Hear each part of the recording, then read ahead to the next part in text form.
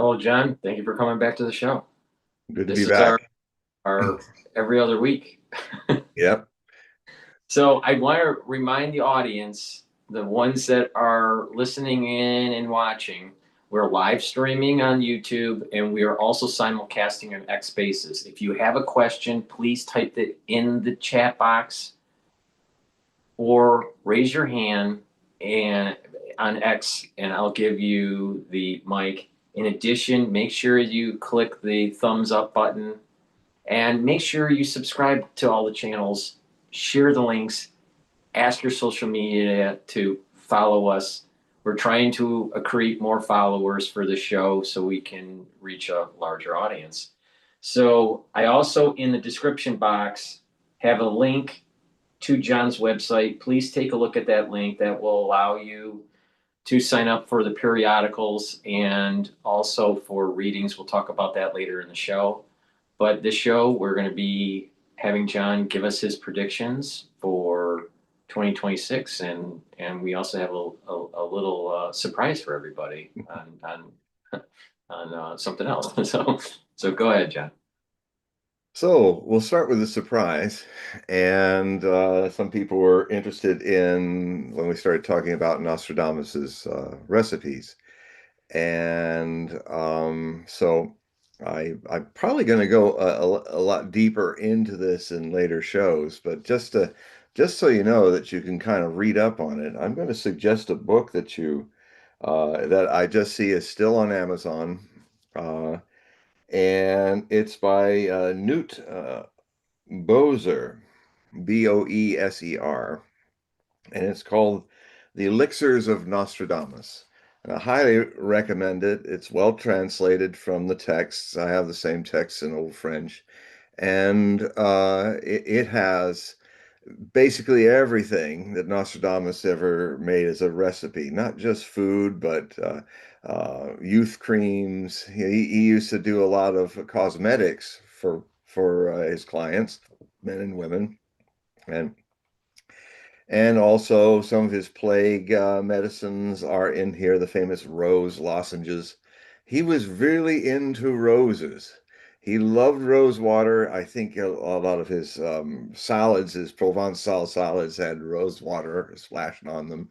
And he also was very good at making preservatives. He actually was a kind of ahead of his time at trying to advance the science of preservatives, especially at a time when there was no refrigeration in his day and age, back in the 1600s, mid 1600s. So what I'll do is I'll just read from Boesler's table of contents, just to give you an idea of some of the interesting things that he can do. And the nice thing is you can do these and actually cook them up yourself and see.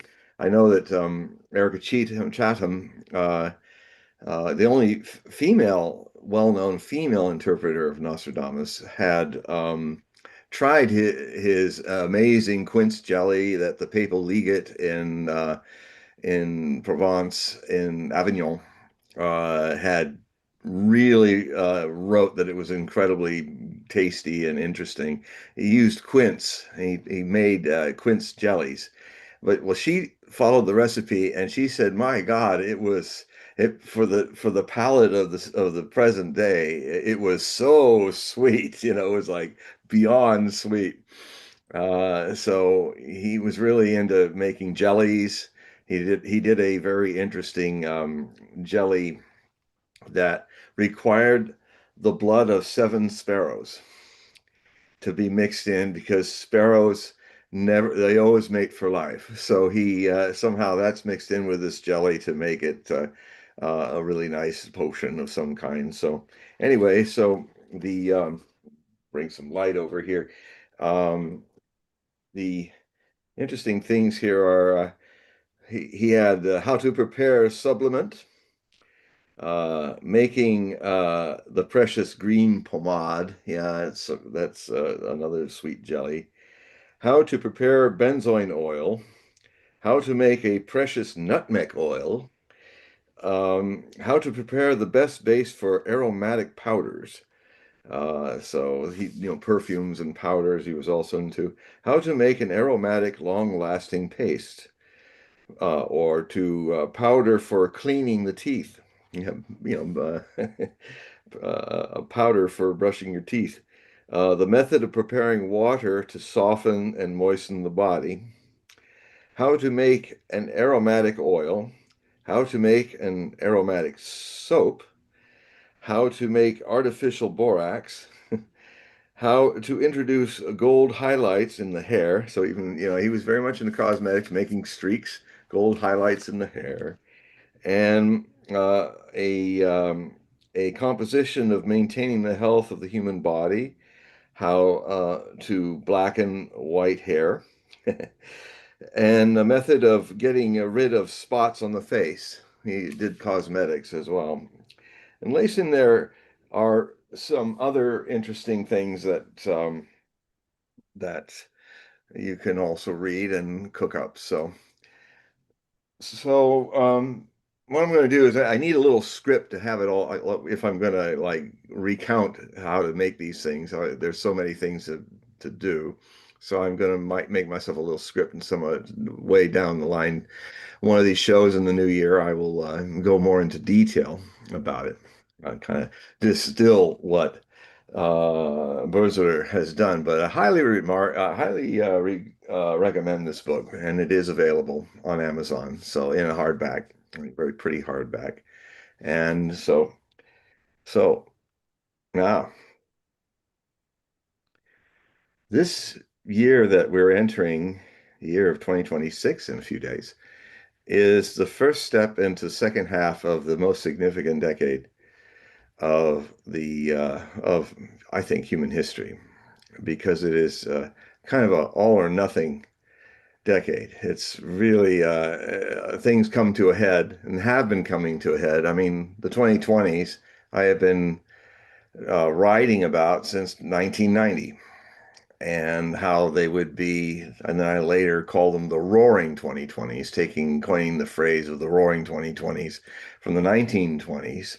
But these are really roaring 2020s, roaring like lions, like dragons, like like Godzilla sometimes.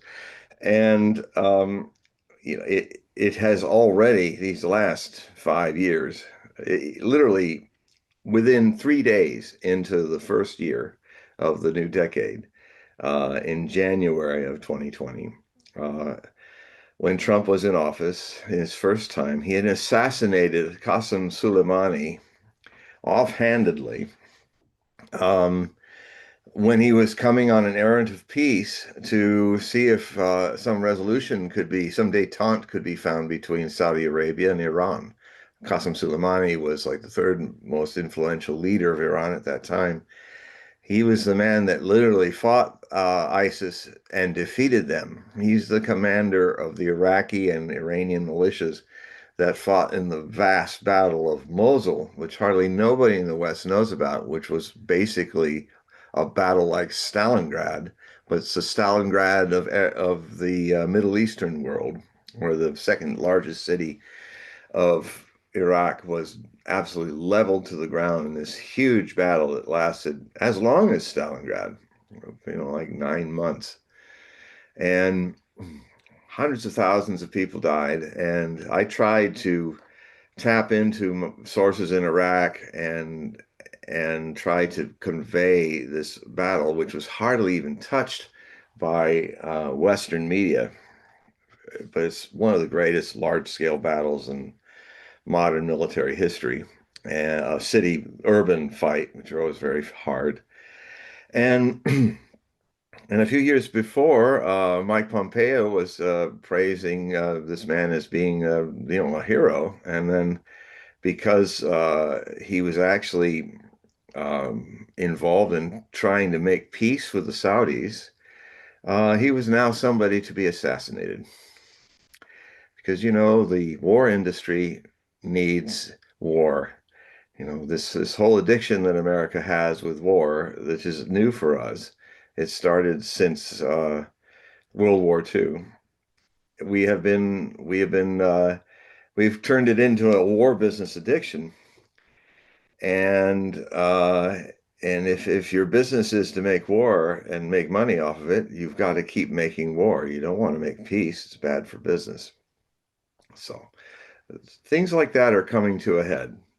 Things that have been so much through the lives of several generations that are still embodied, that are things that we never would think would see their upheaval and end, are going to begin to happen in 2026. The whole world order is changing. It's changing greatly. And although, as much as the Western press wants to avoid these titanic shifts of business, commerce away from the West that I've been talking and writing about often, but I'm a small voice. A handful of other alternative media people who have been watching this. But I first thing I'm going to predict is it's going to reach a point in this new year where the narratives of the mainstream news will just not be able to hide the fact that this shift, this axis shift of the world away from the West is full on. And what hopefully will happen is, rather than a struggling, declining hegemon trying to hold on to what's being lost, I'm hopeful that what will happen is it will learn to adapt itself to reality and realize that this unipolar world that it's been living in, the United States and the West, and has dominated the world for the last 500 years, is coming to an end. I mean, it'll take a few more years, but it's time now to rethink the whole way we do things. And you'll have now, and then there's some things that are even older. For instance, the Monroe Doctrine, the concept that America has is that this Western Hemisphere is ours to fiddle with. Well, that is running up against what has been growing, and now a lot of things in 2026 hatch out. They're like too obvious to deny, too obvious for Fox and MSNBC and then the main networks in the United States and BBC.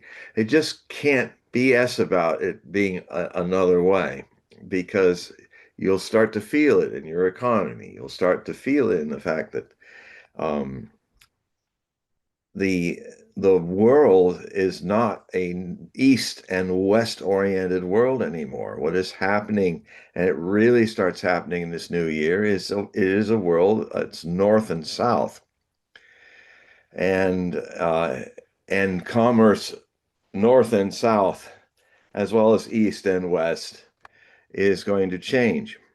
Um, the assumption America has that it has a right to dictate what nations, sovereign nations in its own hemisphere do, how they buy and sell, who they do business with, and to also dictate to China and Russia and other countries that well, this is our area.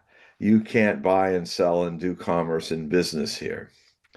Well, this is just it's not going to stand. And the first big crack in this is Venezuela. And the don't what you're going to learn in this new year is that this whole thing about fighting with Venezuela is the excuse. Venezuela is the device. This is really an economic and perhaps military confrontation between the United States and China. China has made it very clear, and very forcefully of late, after a couple of their tankers had been hijacked by special forces in this embargo that Trump is trying to sustain. Problem is that one of the Chinese ships has resisted, and what it's shown is the Coast Guard is overstretched and will not be able to have special boarding teams to board that ship, um, because we're absolutely stretched. So what that will convey is that President Trump and his blockade doesn't really have the logistics and the power anymore like United States had before to affect a true quarantine blockade. And what that will do is it will make more people in the world, the great global majority, which the Southern Hemisphere is vastly gathered in with the help of China, Russia, and India and Iran, are really helping to protect and help this new system grow.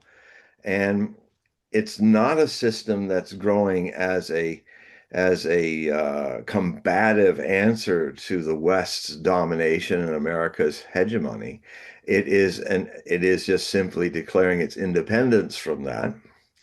And all I can say is that the more the United States doesn't sit back and reassess its new role in the world as one of the world powers, it'll still be a world power, but it's not a unipower. It's not this hegemonic ruling the world power economically and militarily anymore. It just isn't.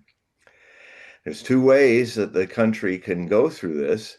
It can either keep trying to do the same thing it's been doing for all these years and expect another outcome, which is the definition of insanity, and then really see itself broken and see its ships sunk, see its economy hollowed out by the fact that rather than America adapting itself to actually compete with brother nations to get business, it's going to have to actually make things that people want. It's going to have products. It should actually be more creative rather than saying, well, because we're Americans and you got to do what we tell you to do. Now just imagine everybody, especially you Americans who are listening to me right now. Would you would you allow some other country to say, you got to do it our way? And if you don't do it our way, we'll threaten violence to you. What do you think Mr. and Mrs. America in the streets out there would feel about that? That kind of brutality, that kind of bully in the global sandbox of the world saying, you got to do what I do. And this is not how you treat human beings. It doesn't matter if you're American or Venezuelan or Chilean or Mexican or anybody. This is a man-child bullying that is the world wants to grow out of that. It's had enough of 500 years of Western abuse. Um, and so, and now they're standing up to it. The world is a big place, and it's a lot bigger than the United States and the West, which I've said before, together, the whole entire population of the United States and its allies of the West is only 17.5% of the 8 billion people of the world who don't want to go that way anymore. They're not against us. They would like to actually do business with us and have commerce, but not to be told who they can buy and sell things from any more than you would want to have some other country say, you got to buy only our oil and nobody else's. And you can only sell your oil to us. Um, before all this kerfuffle with Trump and Maduro, of the president of Venezuela, started, um, uh, Venezuela had given the opening salvo of all this was Venezuela said, hey, let's make a deal where you can get as much oil, America, as you need from us. Because if they're the largest reserve in the world, they were fine. But, our thing is you'll be one of our customers and you can buy as much oil from us as you want because we have potentially grand amount. But we're also going to be open to other customers There's a lot to go around, and we're not going to be solely your customer. I tell you something else that's happened. The new Prime Minister of Canada has shocked the world, and you're going to hear about that too, because north of the US border and south of the US border, our neighbors in the Western Hemisphere, Canada and everybody south of the United States in the Latin South America, Mesoamerica, are going to diversify. There's now an awakening of commerce amongst all nations that never happened before without all of this huffing and puffing or I'll blow your house down or blow your house up stuff of the big bad wolf of the United States. The little piglets are saying enough with this, and the three pigs, and they're saying no, we're going to do business now. If you calm down and let go of all that hubris, uh, of course, we'd be interested in doing trade with you too. But you're not the only show anymore. And so, the thing that's very interesting and dangerous in the situation is that I don't see the United States, its leadership, being able to sit back and adapt itself to the situation because it's addicted on hegemony. And when somebody's deeply addicted, if you've had a member of your family or somebody you know that's had problems with addiction, you try to help them, you try to talk to them, you try to give them aid, but sometimes all they can really do is hit rock bottom before there's a chance. But this is a very dangerous rock bottom that we're going to be overshadowed by in this year and the coming year.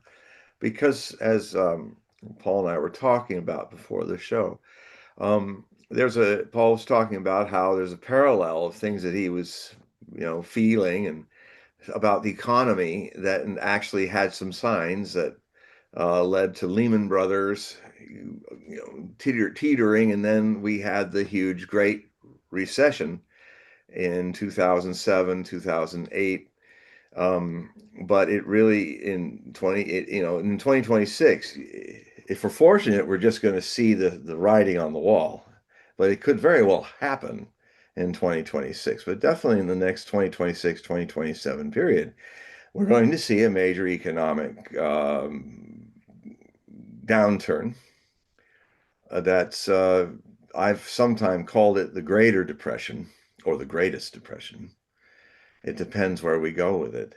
But it's we've been postponing it. I mean, the head of the Treasury on January 1st, which is just a few days away, is going to have to stare at the debt, which will be $3 trillion. $3 trillion.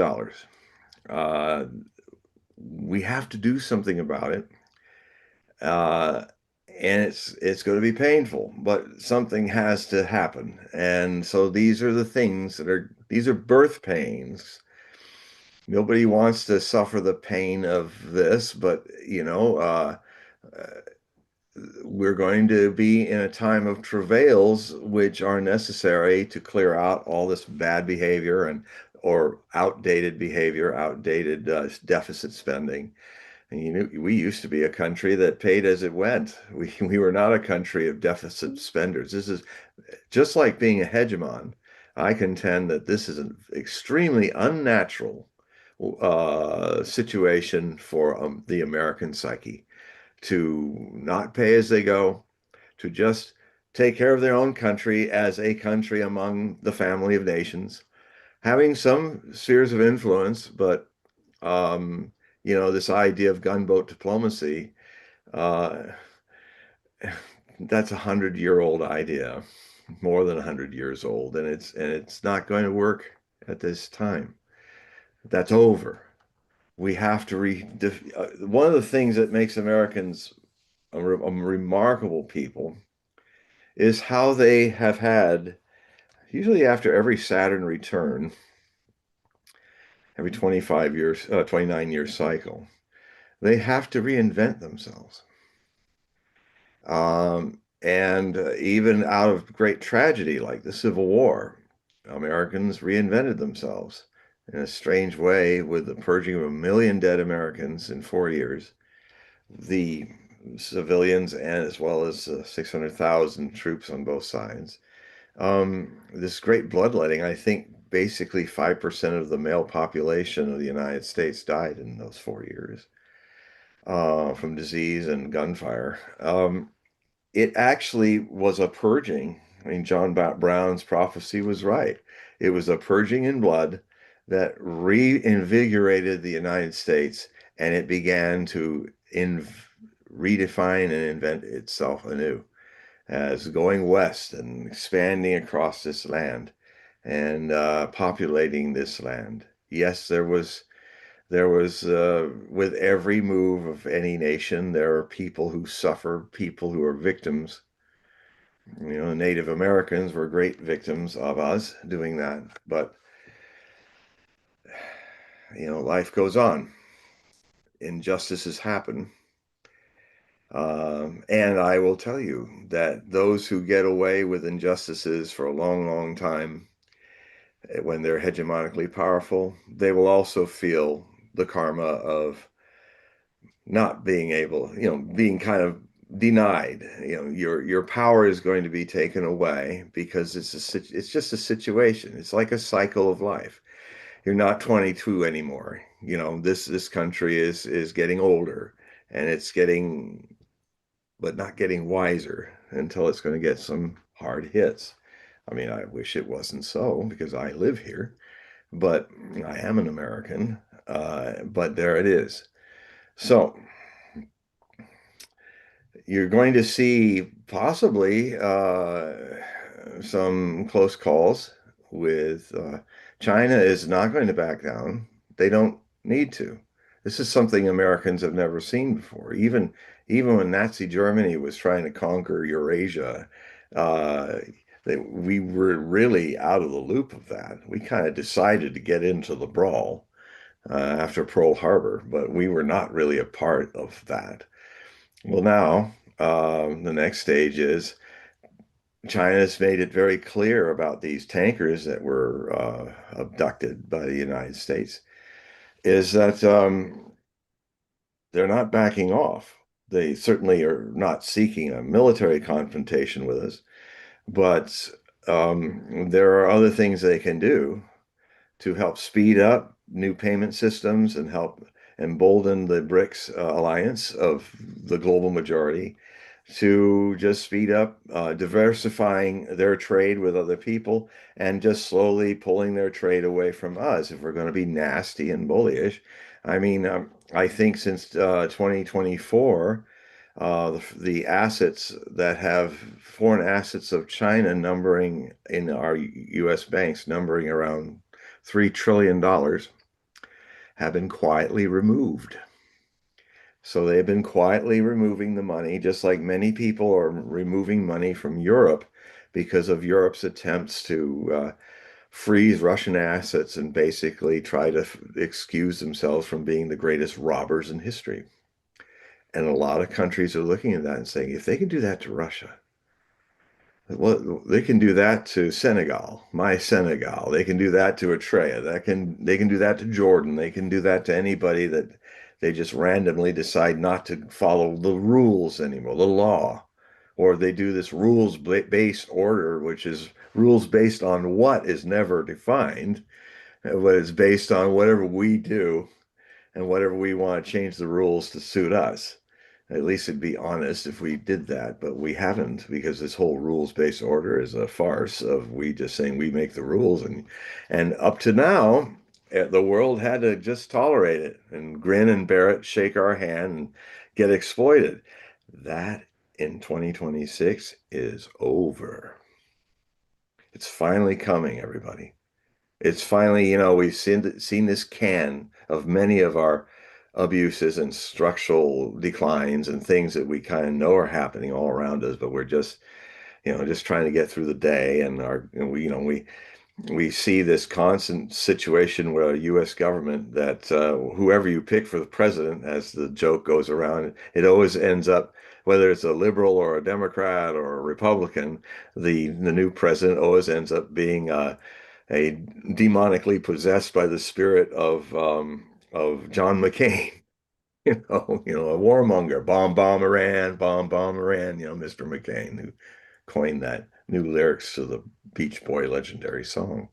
Um, and he means it. Well, he did. Now he's gone, departed, R.I.P. Um, but um, you, America can't man up to that anymore. We've lost a lot of power. We've lost the ability to do a lot of things.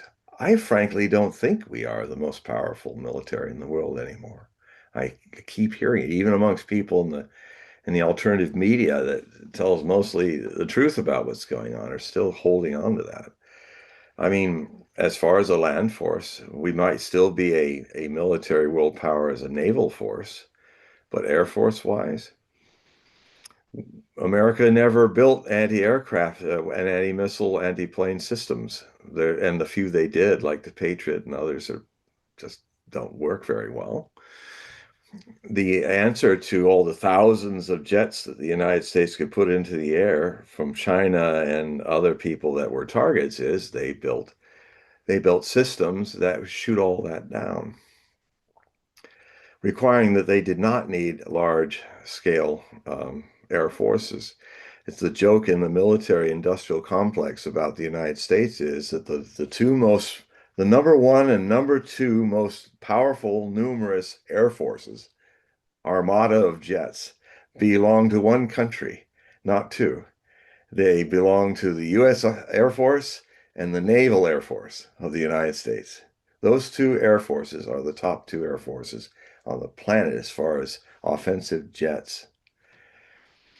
But while we just kept making the money and not looking at how things evolve, now the rest of the world has, China and Russia have the answers to that. They studied us, and they studied us because they had to, because we threatened them, and uh, so China has said, look, we have a right, as any sovereign nation has a right, to buy and sell with other sovereign nations whom we choose to buy, trade, and sail with.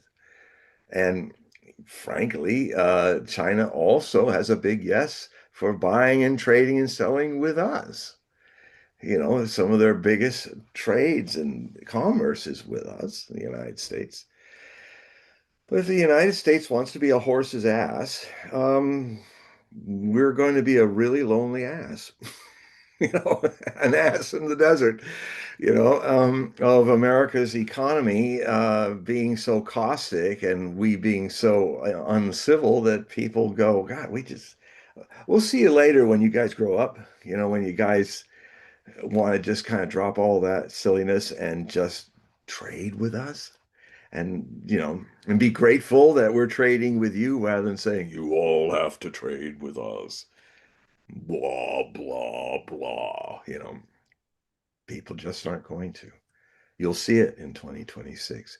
It'll be hard to ignore, and it will cause some major shifts in our economic reality here.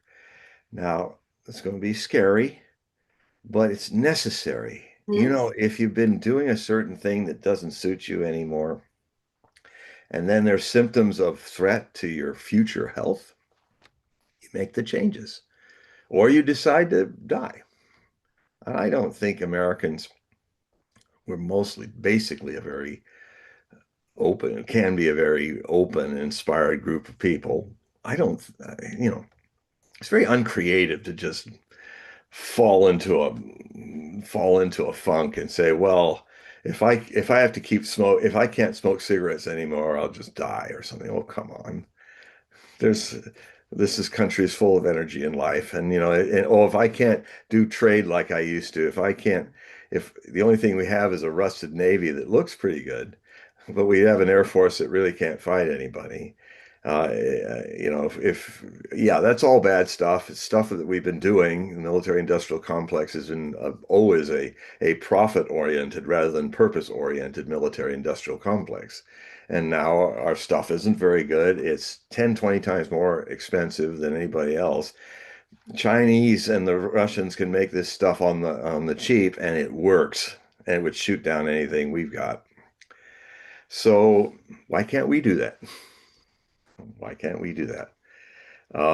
Definitely a lot of people in those billionaire mansions around the District of Columbia, where Washington is, have, talk about Ukrainian corruption or Russian corruption. The people that are running the military industrial complex are literally, I mean, how can they excuse and explain now what is $1 trillion a year business? And what do we get for it? We can't even build our way out of a minor war. We can't even give our artillery shells. We only have two factories that make artillery shells, and I think one of them blew up a few months ago.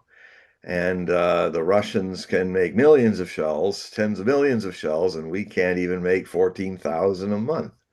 So these structural things have to be looked at. And you got to say, hey, I'm not the big hegemon I used to be. Hey, I got to adapt. So, that's one thing that's going to happen. The other thing that's going to happen is in 2026, 2027 is we're if you haven't noticed there's something wrong with the Earth's climate, it's going to be really hard to deny with the kind of natural disasters, unnatural disasters that are going to beset us around the world in the next 24 months. The good side of these terrible things is that they may wake us up to looking at how we really should have a real debate about climate change and not have these two sides of climate change that are absolutely stuck in dogma.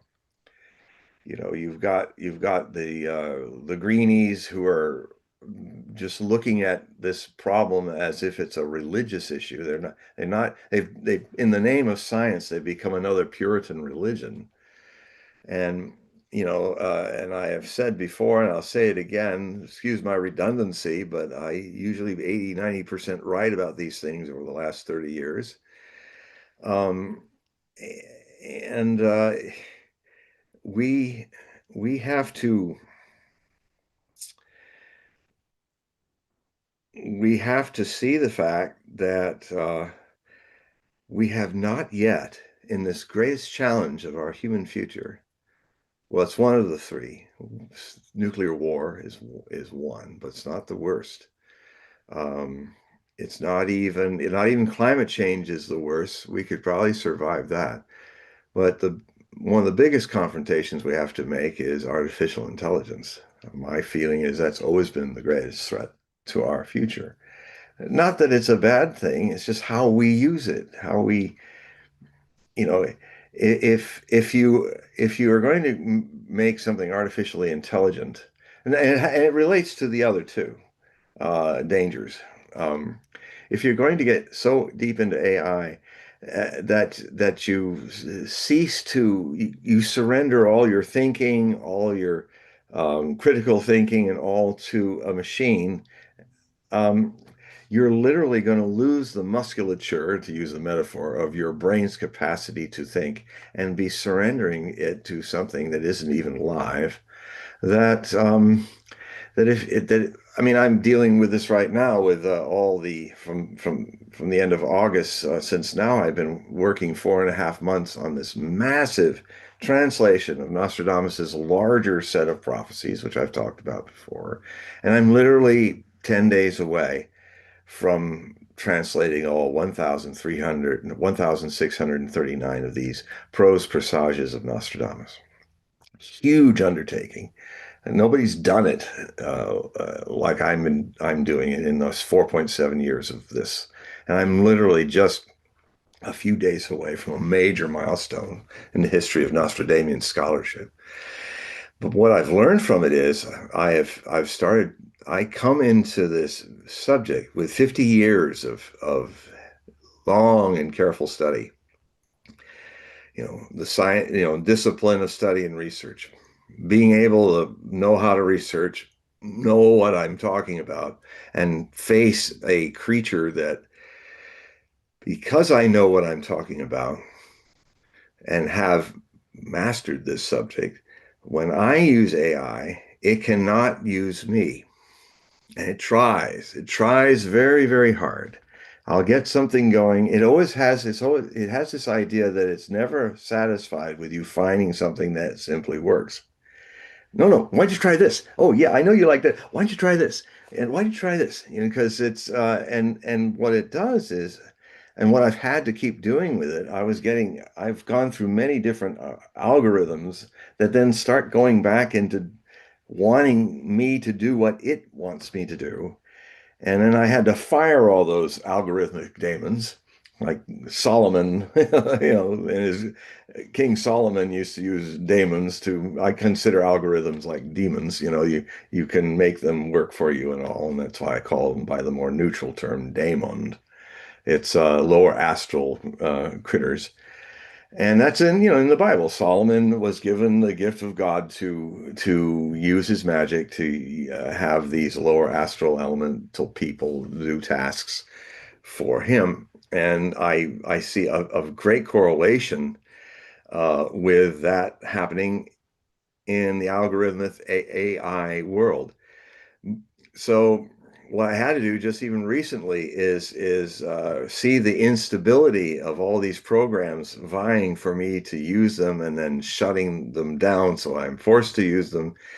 And I just went and I found something deeper. And I found more stable programs like Gemini translations and others that I can now compare my different translations with other translations. And actually, I'm now where I was taking a week to go through 140 quatrains per segment. I'm now doing it in 2, 3 days and even more complete.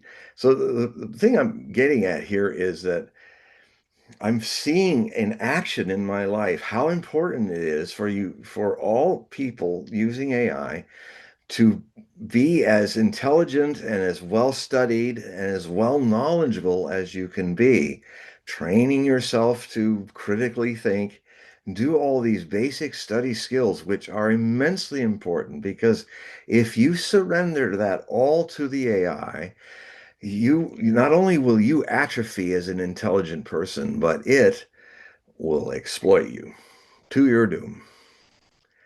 And it's a hard thing to say, but do not think that AI is a where you can use it to kind of think for you because it's not alive. It's a machine.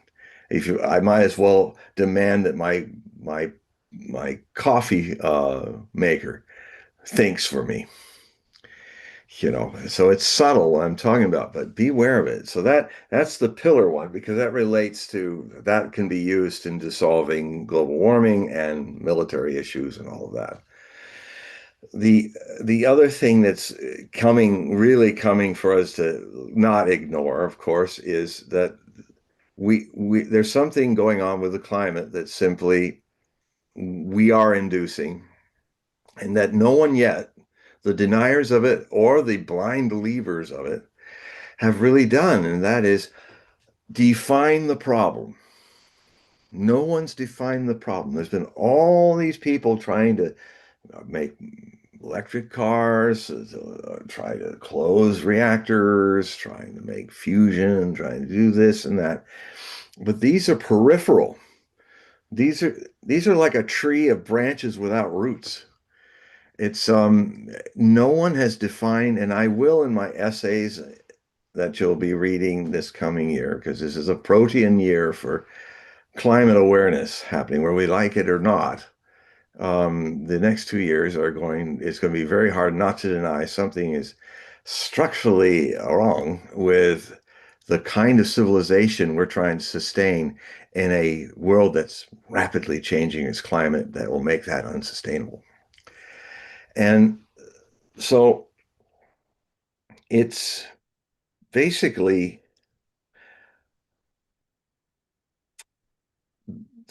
defining it is simple, really. And like so many simple universal things, they're the hardest things for us to confront because they're so ordinary. I mean, in the world realm of enlightenment and mysticism, the reason why people seek enlightenment but never find it is because it's so ordinary. It's your very source. You have always been enlightened. You're just pretending not to be and going looking for it. So the ability to kind of calm that down, let those things drop away, and actually be here now, just now in this ordinary moment. And then you suddenly uncover that you suddenly become aware of how ordinariness is actually a profound spiritual awakening, the simplicity of it. Well, that's one of the things that's before us, and there's actually a simple answer. The problem with global warming is simply this. We are releasing too much CO2 and also methane into the atmosphere. We've created a situation where we are releasing, and that's fine if you wanna be a dinosaur and have a hothouse planet to repeat what we did in the Mesozoic era with dinosaurs. But it doesn't really work for us. It works for big dumb reptiles, but it doesn't work for us. Um, and so it's about carbon and methane sequestering. That is the core problem, as I see it. We have too much in the system. You are not going to be able to dismantle this fossil fuel massive hegemonic system that we've created. You're going to need it to build the other system before you get rid of it.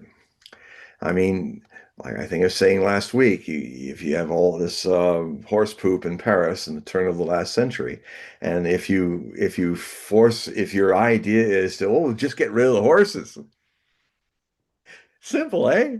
Just get rid of the horses. Well, okay, now the horses are gone, and yeah, there's no poop in the streets.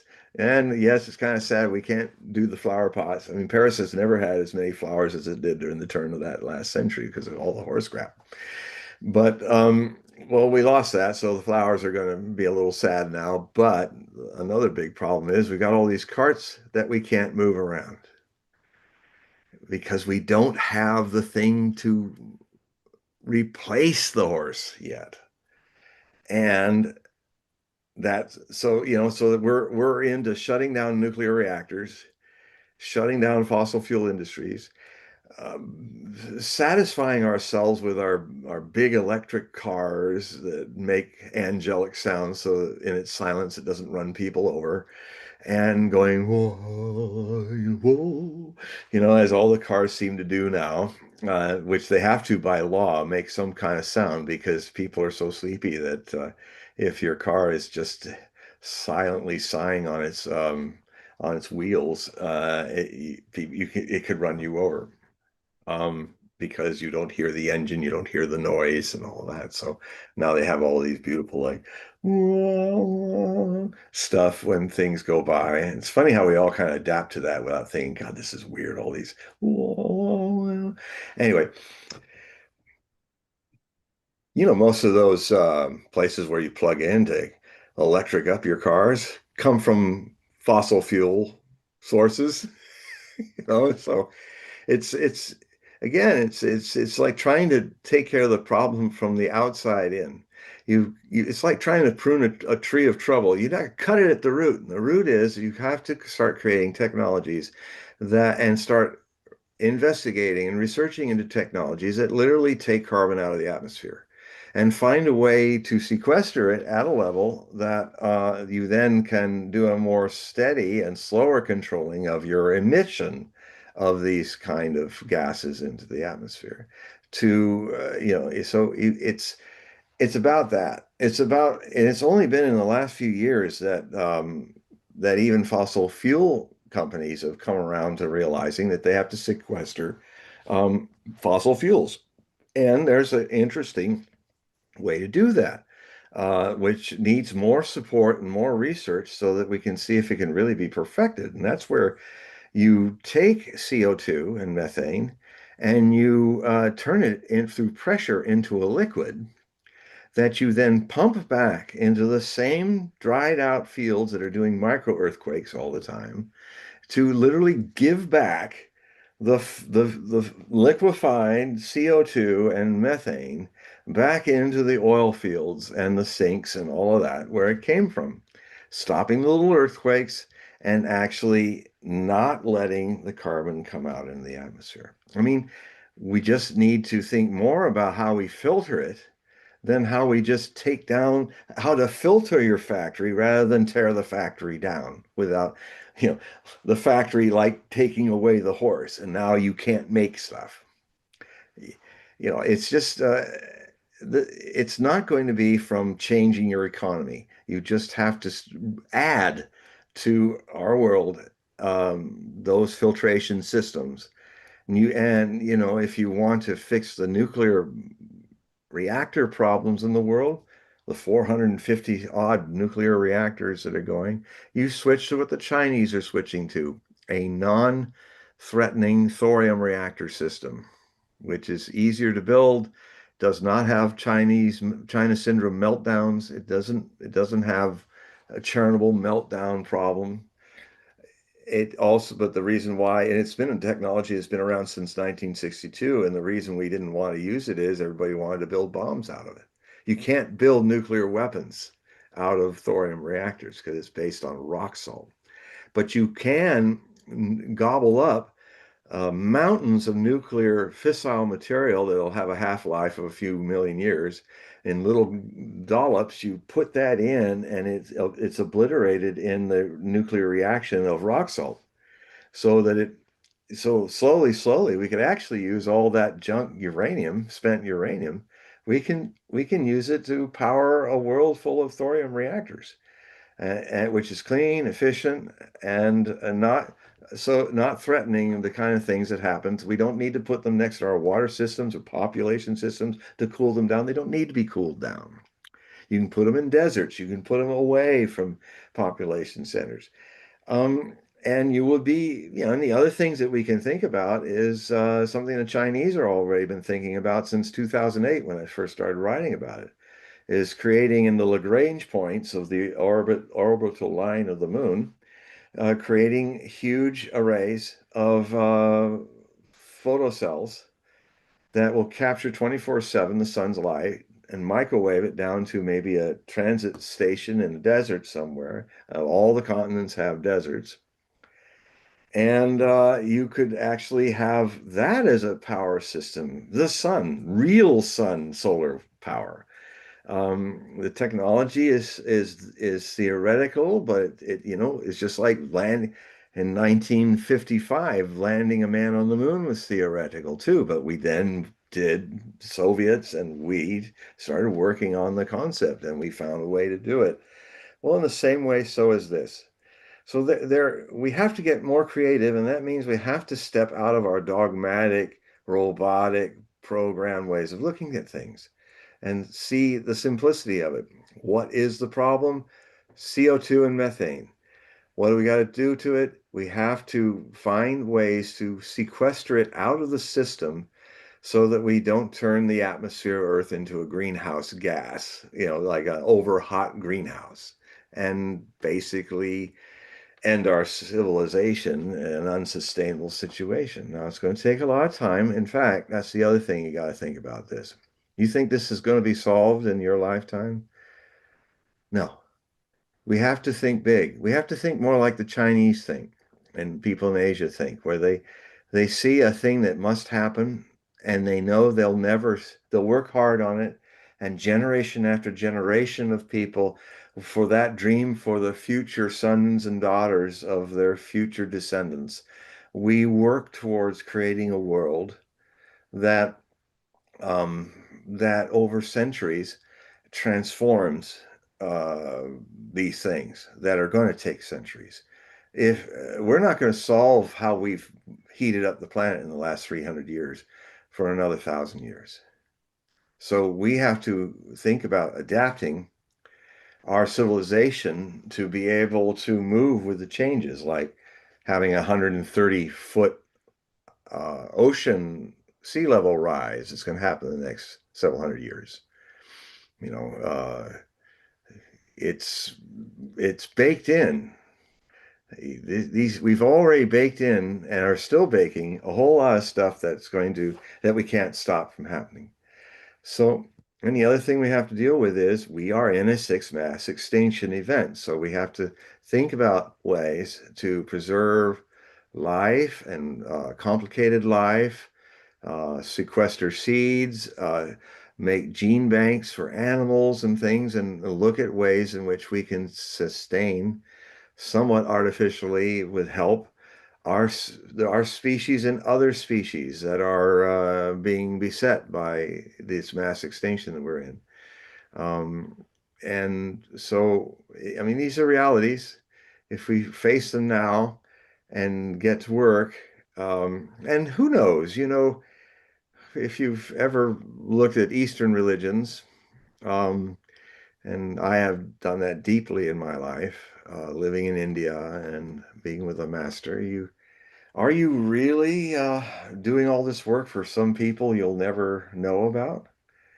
I mean, if you want to confront that understandable selfish feeling we could have, like, well, why should I bust my ass to help people in the future? Well, you may be one of them in the future.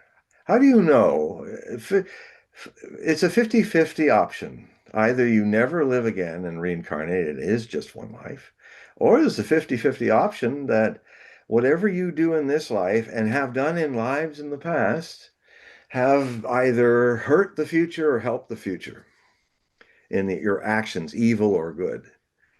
And so maybe it's worth it since it's a 50-50. Since we love so much the one and zero option, the binary choice. If you're going to get into binary choices, this is the big one. Either we never live again or we always live again. And so whatever we're doing here and now, we will profit or suffer from in our future lives. Um, and if you want to really test that and use your own study habits and disciplines, just look at all the material that's out there about documented memories of people's past lives. It's quite remarkable. And I've even had situations where I've talked to young kids and when they're who had parents that just let them talk like that because, well, it may be true. I've had kids tell me, "Yeah, I used to be an old man like you, not so long ago." And I said, "Well," I said, "Well, it's great. What happened, and what do you remember about that life?" So, a lot of kids have memories of past lives. Even Una Chapman, who's playing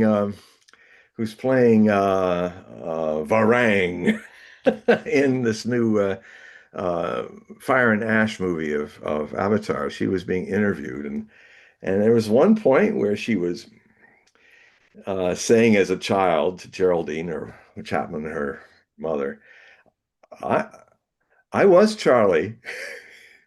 I'm she was saying I was Charlie Chaplin in my last life." And they all went, "Okay, well, that's interesting. All right." And just go out and play. They neutral, but that's interesting. Okay. But you know what? Before she made those statements, I've been looking at her. I'm saying, the way she moves and the way I said, she could very well be Charlie Chaplin come back. If I met her, I said, I don't think you as a child were wrong about that. I think you really are Charlie Chaplin come back.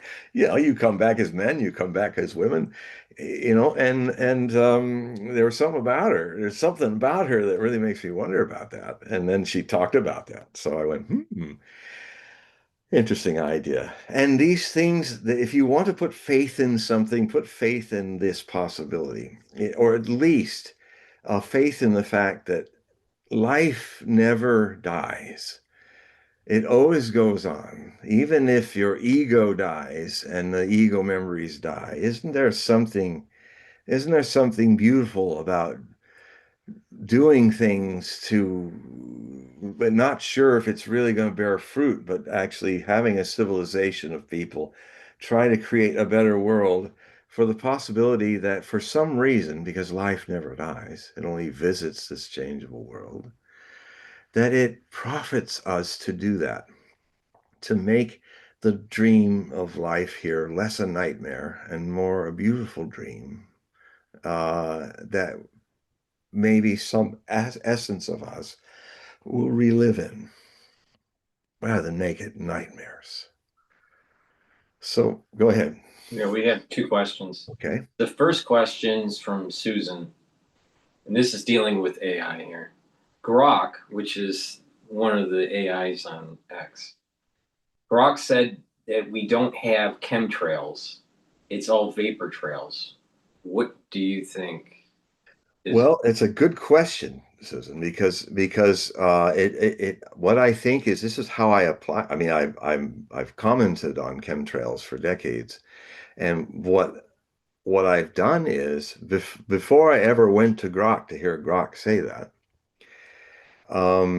I went deeply into the study of what is a not a chemtrail, but what is those white lines that we see streaking across our skies that are the vapor trails, the condensation. That's what that word means. So I look, what's that mean? Contrail. What does that mean? So I look at the word, and it's the condensation in the atmosphere from heat of jet engines that creates cloud temporarily. Those are what those streaks that feather out are. And why is it that some days there's no contrails in the sky? Well, then I studied that. I looked at about water vapor in the higher atmosphere and the different regions of the atmosphere. And, humidity also has an impact as weather changes, even at high altitudes of 35, 40,000 feet. So in days where there's more humidity in the higher altitude areas, you'll see contrails. I mean, I've had even really intelligent people look up and say, "Oh God, there they go again. They're just doing the contrails." And I said, so I thought, okay, I studied what cloud seeding and things are, and definitely if people are thinking if these contrails, these jet engines that are having what, 1,000 to 1,500 degrees of heat in them, what happens to a chemical when you pass it through a jet engine? What happens, or put it another way, if you feed a chemical through a chemical like something you're trying to change the atmosphere with, feed it through the heat of a jet engine, what happens to the chemical? It becomes ash. It becomes inert. If that's the way you're trying to change the atmosphere, and the vapor trails of jets are the proof of the process, there's no correlation. So, after years of human investigation of the chemtrail issue, it's not at all surprising that if I go to Grok, it says exactly what, as a human being, I'm not just taking for granted because Grok is artificially intelligent. I know it. And if Grok said something otherwise, I would dump it as as an artificial idiot because I have every human being much retain our education, our study skills, our ability to question, our ability to be skeptics in the true sense of the word, which is not being a cynic with a front-loaded bias for or against, but to just say, okay, what my study capabilities ask the basic questions, innocent questions. Can chemicals come out of contrails? They're not chemtrails, they're water vapor, but the water vapor is an essence, an evidence of something very hot that condensed the moisture, even at high altitudes. So that means it's hot. How hot is it? Well, it's a jet engine. You then study jet engines and you realize, okay, if it's going to be injected through the jet engine and sprayed out in those contrails, can it survive? No, it can't. It will be made inert. In fact, there's a very interesting plasma jet system that I saw in Science Today decades ago, where it's this kind of big machine, but it actually they're trying to build it so that it will actually make more energy with its plasma than what it loses. And what it basically does, it's a whole new way of looking at landfills where you get a 2 or 3,000 degree jet and you don't have to worry about dumping high germs and waste from labs, or you can put that through the jet, turns it into something the quality of asphalt, and absolutely neutralizes the germs, the problems, because of the heat of the plasma jet. And so you could literally, not only could you start making asphalt out of it, of all the junk that we put in landfills, you could open up the landfills that have been around for 50, 60 years and use the same machines to burn all that up too, and actually make a extra energy with it. It's a wonderful device. It should be in every landfill in the world. And it would make the dealing of dumping medical materials or things, hazardous materials, at that kind of heat, it's just turned inert. It's not going to be anything but inert ash. So I'm going to be writing a lot more about this stuff in pulling these notes out of things, these kind of machines that we have, these kind of things that we can do. And the other thing too is like when people keep waiting every 30 years, I don't know, I'm over 70 now, and I've been waiting for the oh um, the Taurus, um, the where you take some deuterium tablet, you drop it in the thing, and you create a fusion reactor. And they're always saying, yes, we can, if you drop it's water. So it's a deuterium, which is one of the most easy to find elements in the whole universe. And you just drop this stuff in and you get a stream of it going. This thing pumps, pumps, pumps, pumps, little sunbursts. It's never, that technology is actually um, pretty close to being used. What has been making this situation always 30 years ahead, even now, oh, it's only another 30 years. I've been hearing that for 60 years. The reason is that no one has figured out what you do, and this is the thing they really should start thinking about before even getting to this point with the making the boom inside the fusion reactor. How do you take all that massive energy and not have it, if you hook up your city, blow every electronic out just because it's like putting a nuclear bomb through the wires? That's the problem. It's taken me years to find out that that's the fundamental problem with the fusion theory. We have to create a way to store it, and then we have to create a way to siphon it at a level that we literally don't blow the whole infrastructure power system into ash. So that's the big problem with fusion that nobody talks about. And so I'll be writing about that. So, that's why, I highly recommend you subscribe to my Hogue Prophecy reports, because these are the kind of things I write about. I try to find solutions. Go ahead. We have another question here. What's your take on the Anunnaki? Um, Do you have opinions or do you have any? no, I think it's irrelevant. I think it's irrelevant, actually, the Anunnaki. Um, I think I know a lot of people get into it, and I know I'm buzzkilling a lot of people right now are going, what do you mean? Well, what are you getting so excited about? I'm just an old silly man. I have an opinion. uh, my opinion is not going to erase the Anunnaki if they're all the things you hope and project that they are. Um, that there have been some interfaces with ancient alien civilizations, absolutely, that's happened. But I just, there's just some things where it just seems it's not that important. It's just like chemtrails or ARP. Let's upset some more people. ARP, ARP, ARP, ARP. It's nothing. It's nothing. It's not changing the world. Global warming is not happening because of ARP.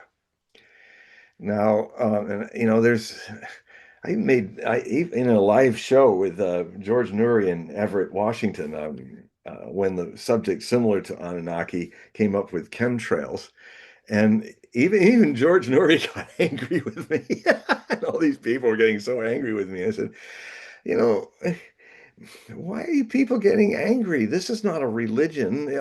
Yeah, well, maybe it is a religion. Maybe you all believe blindly, put faith in this, and don't really know factually if it's true or not.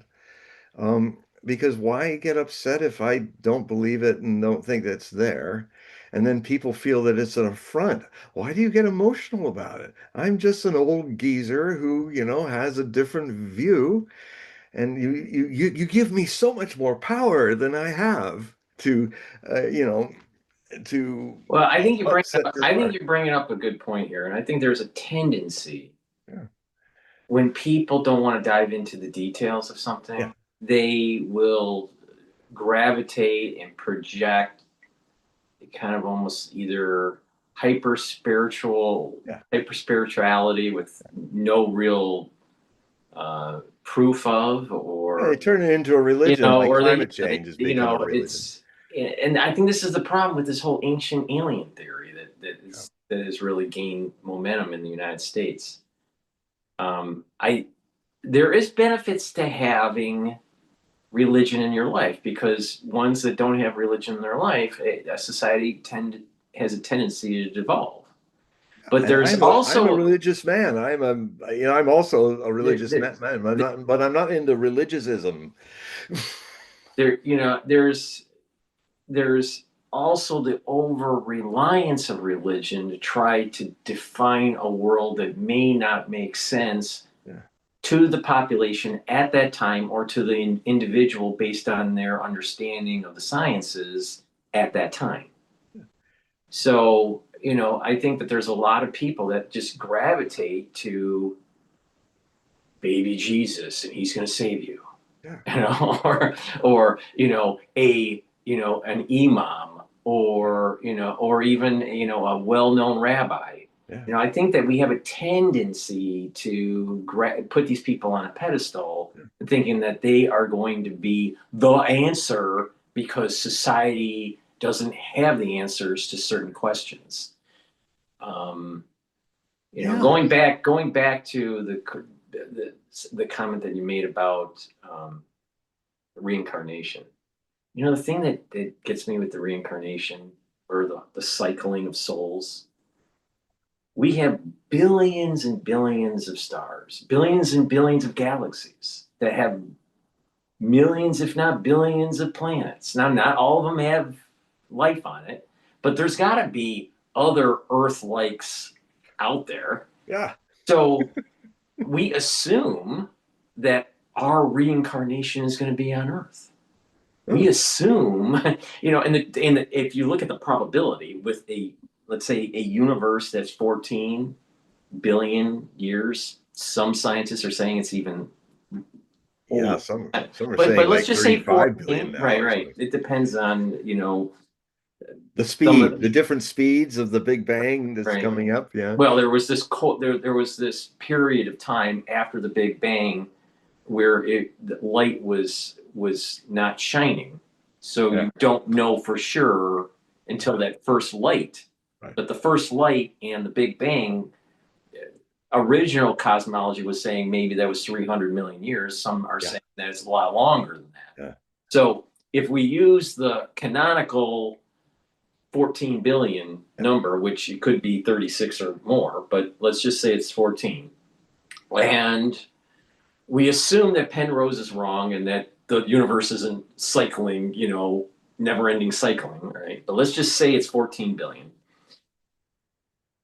If our souls are recycled, the chances of us to be recycled twice within the 14 billion years on Earth, Yeah. which has only been around for 4 billion years, Yeah. right, is like really small. So the chances of, quote, baby Jesus coming back to Earth Yeah. is like almost non existent Yeah. if you just look at the probability here. Now, some people will say, well, our souls are really unique, and we have a higher neshama, and therefore their souls are recycled, and they only come to Earth, and some far out star Yeah. system doesn't have a neshama that's worthy of recycling. It's just, it's on the face of it, it just doesn't make sense. And Yeah. so I can understand when people start questioning, this reincarnation. Well, and to this question about, do we reincarnate to other places? I mean, a lot of what I've learned in my lifetime study of reincarnation and remembering past lives, testing it, and I'll be telling some stories in the book of things to come about this, about in the future, our relationship with reincarnation down the next 4,000 years. And um, a lot of what happens that I've seen in reincarnation is that we are attracted and pulled towards things that we identify with. So it may very well be that it's rare for somebody in our world to actually end up reincarnated in another planet. But then the other possibility too is that civilizations that have been destroyed to the point of their planet dying. I mean, I have some memories of that too before I even knew about that stuff. So those, they'll find other worlds to reincarnate in. Even then later, decades later, even Osho talked about that, my master. He said, well, if this world's destroyed, if we do blow it up, we'll probably wake up in planets that are at the level of our consciousness, high or low, and start all over again. So the other thing too is the metaphor that really kind of makes people think about another way of looking at reincarnation is not a quantity, but a shape of quality that is temporarily rising and falling. It's like I've said before on the show. I get the question, will God ever run out of making souls, the ability to manufacture new souls? And I said, I have a completely different way of looking at this from my experience. I would reframe your question to this. Will the ocean ever run out of waves? The answer is no. The ocean will never run out of waves. The difference is the wave is not a separate thing born like a separate soul coming into something. It is a playing surface appearance that is the eternity of the ocean. So it can never be exhausted because the waves don't make themselves, and the waves are not something that are separate from the creation. They rise and fall back into the same source, and therefore it's not a question of running out of resource. It's always been the same source. And so the appearance of people living and dying is like waves. The appearance of worlds, of universes rising up and dying come from that same oceanic source. That is the hypothesis that I live my life by. Okay, we have another question. Don is on the line. So Don, do you want to unmic here? Yeah. Hi. How you Hi, doing? hi, Don. How you doing, John? Wanted to ask you a question, because before reincarnation, there's incarnation, and I guess I'm asking about sort of this sequence of events. Do you equate the soul as being somewhat, I would call it, a priori, it's non-spatial, non-temporal, and that it is incarnated in a body in our current material world? Well, what I would say is it's not just a material world. The deeper difference is the source is timeless.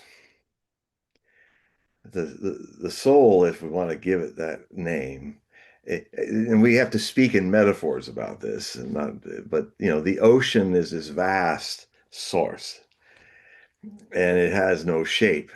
It makes shapes and plays on its periphery as people, things, universes, and because they move, they create time, and time creates desire, and time creates goals, and time creates bad experiences that you want to take revenge from, and so on. But the source inside of us that visits this world of waves as a shape of a wave, inside the wave, it's the same salty source as all waves that have risen, are rising, and will rise from the source.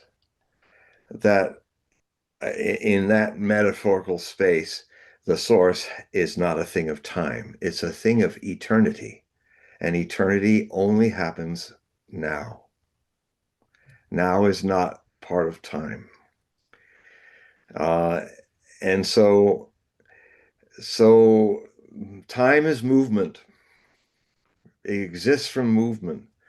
The still single awareness that does not move, that in us that is constantly observing and witnessing change and movement, not just outside of ourselves, but inside. I am I am seeing myself now with my long white beard and ponytail. It was an image I saw myself as a 5-year-old, that this is what I'd look like.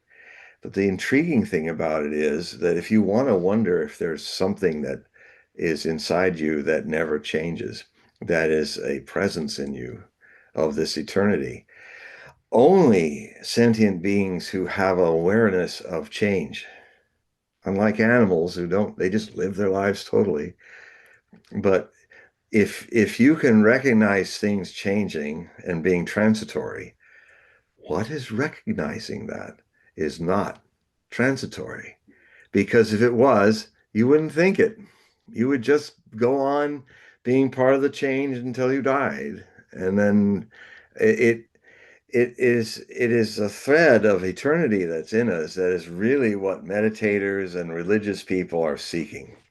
They may get involved with personifying it, making an imaginary friend for adults, and making a deity or something. But the deep, I for me, God was once a, a personic thing. Now it's just godliness. Godliness does exist, and I am a luminous atheist.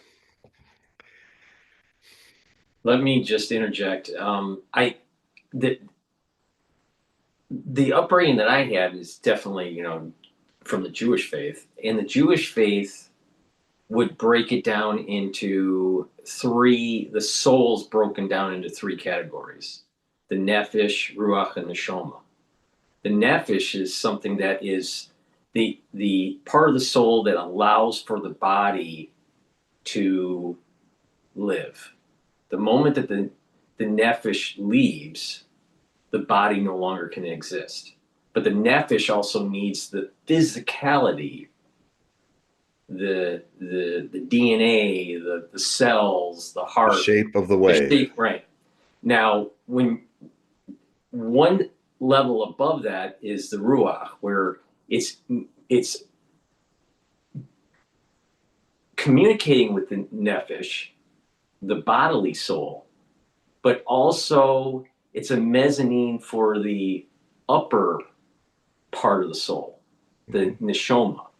The neshama is the one that actually is this transcendent wave aspect that you're talking about. And that is at a higher plane where it can know things and it doesn't need to articulate it. Yes. So there's really this idea of neshama, nefesh, and ruach, not necessarily in that order. It's neshama, ruach, and nefesh. Yeah.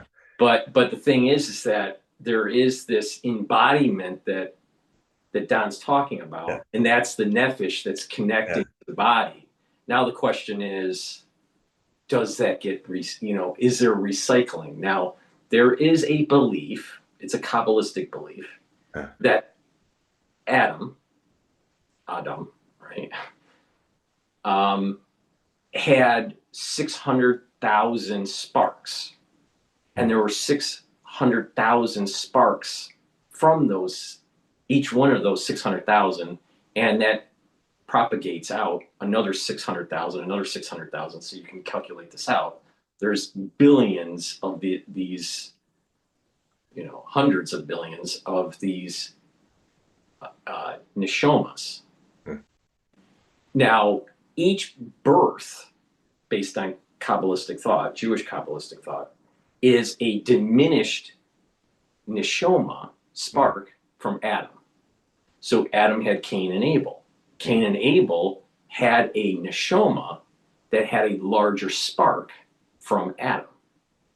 Anyone that descended from that would have a diminished neshoma because it's a spark of a spark of a spark of a spark. So we are a spark of a spark of a spark, going how many generations. So future generations from us will have a diminished neshoma, even though they have a similar level of nephesh that helps to keep the body alive.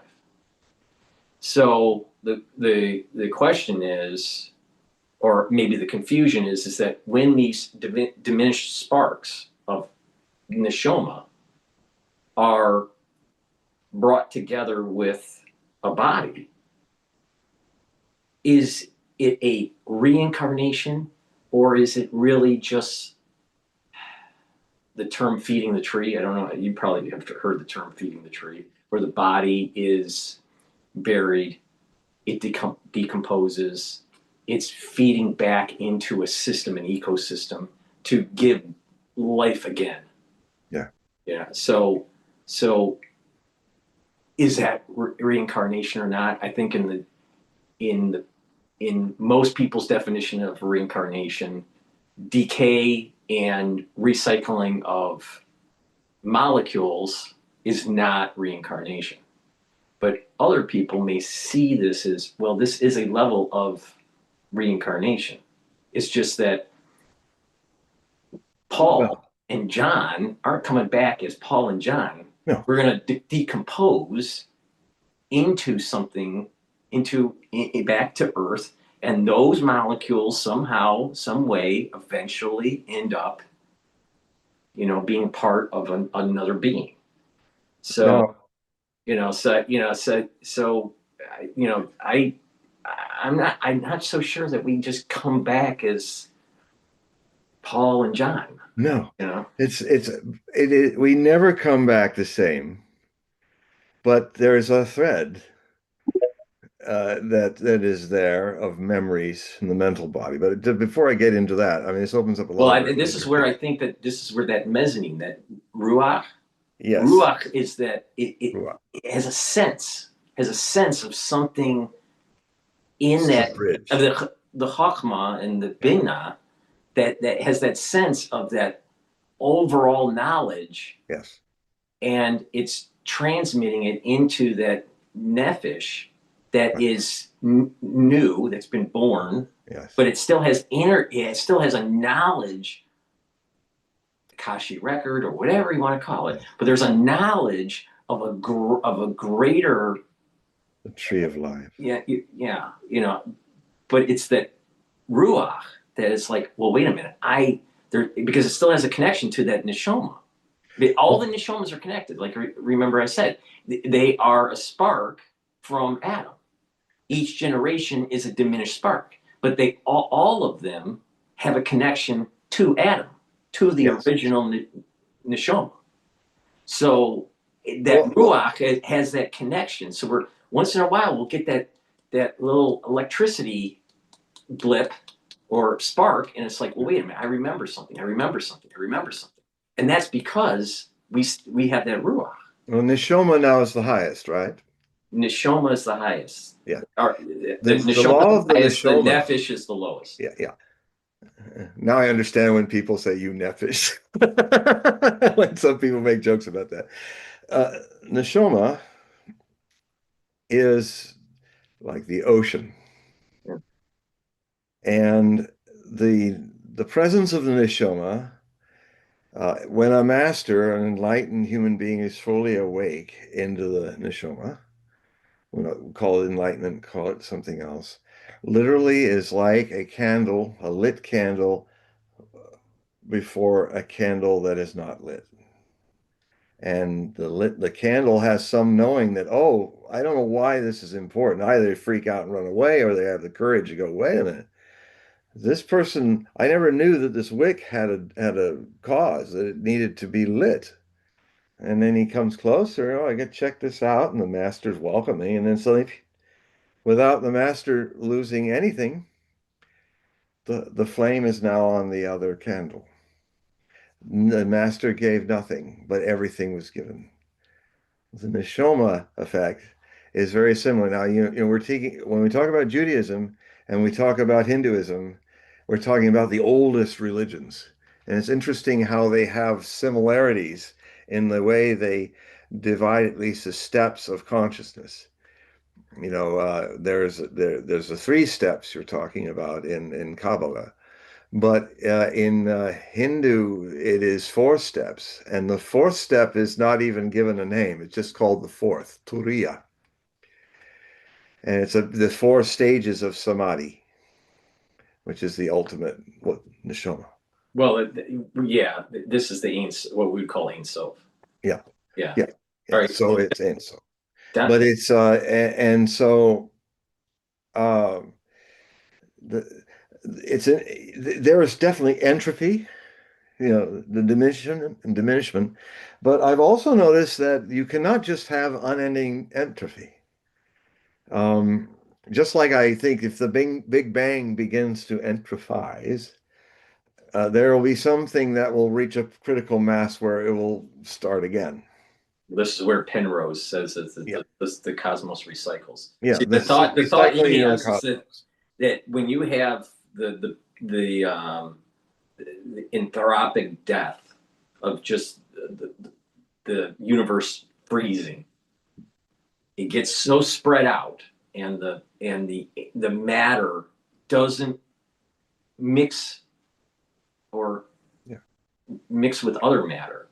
There's no gravity anymore. There's not, it's so far out. Just imagine there's two molecules and they are trillions of light years away from each other. All right. But something happens in this dead space, a frozen universe, Life. even though it has molecules in it, it's so spread out that it's frozen, and then all of a sudden there is um, a new Big Bang that takes place. There's like Death, and then all of a sudden it recycles. death, ultimate death is the mother of life. I mean, I encountered it when I tried to commit suicide, actually, in 1981. I write about it in my book, Anthony Bourdain, the choice between mundane and spiritual suicide, personal personal reflection by John Hogue, and it's on Amazon. You can buy it. It's one of my most important books that was triggered by Anthony Bourdain's death, who was a man who was a real seeker, and the kind of seeker who all real seekers face the crisis of existentialness. Who am I? Is this all that I am? And I mean that whenever people are coolly and fully contemplating suicide, I say of those people, these are the mystics, the potential mystics, because they're really asking the profound questions. Is this all I am? Is there nothing more? Who am I? And so when I came back from India in 1980, early 81, I now had an orange robe Swami, and I'm Swami Dhyan Arjuna, and I've been initiated into this, and Osho transmitted something into me that was the most profound non-event.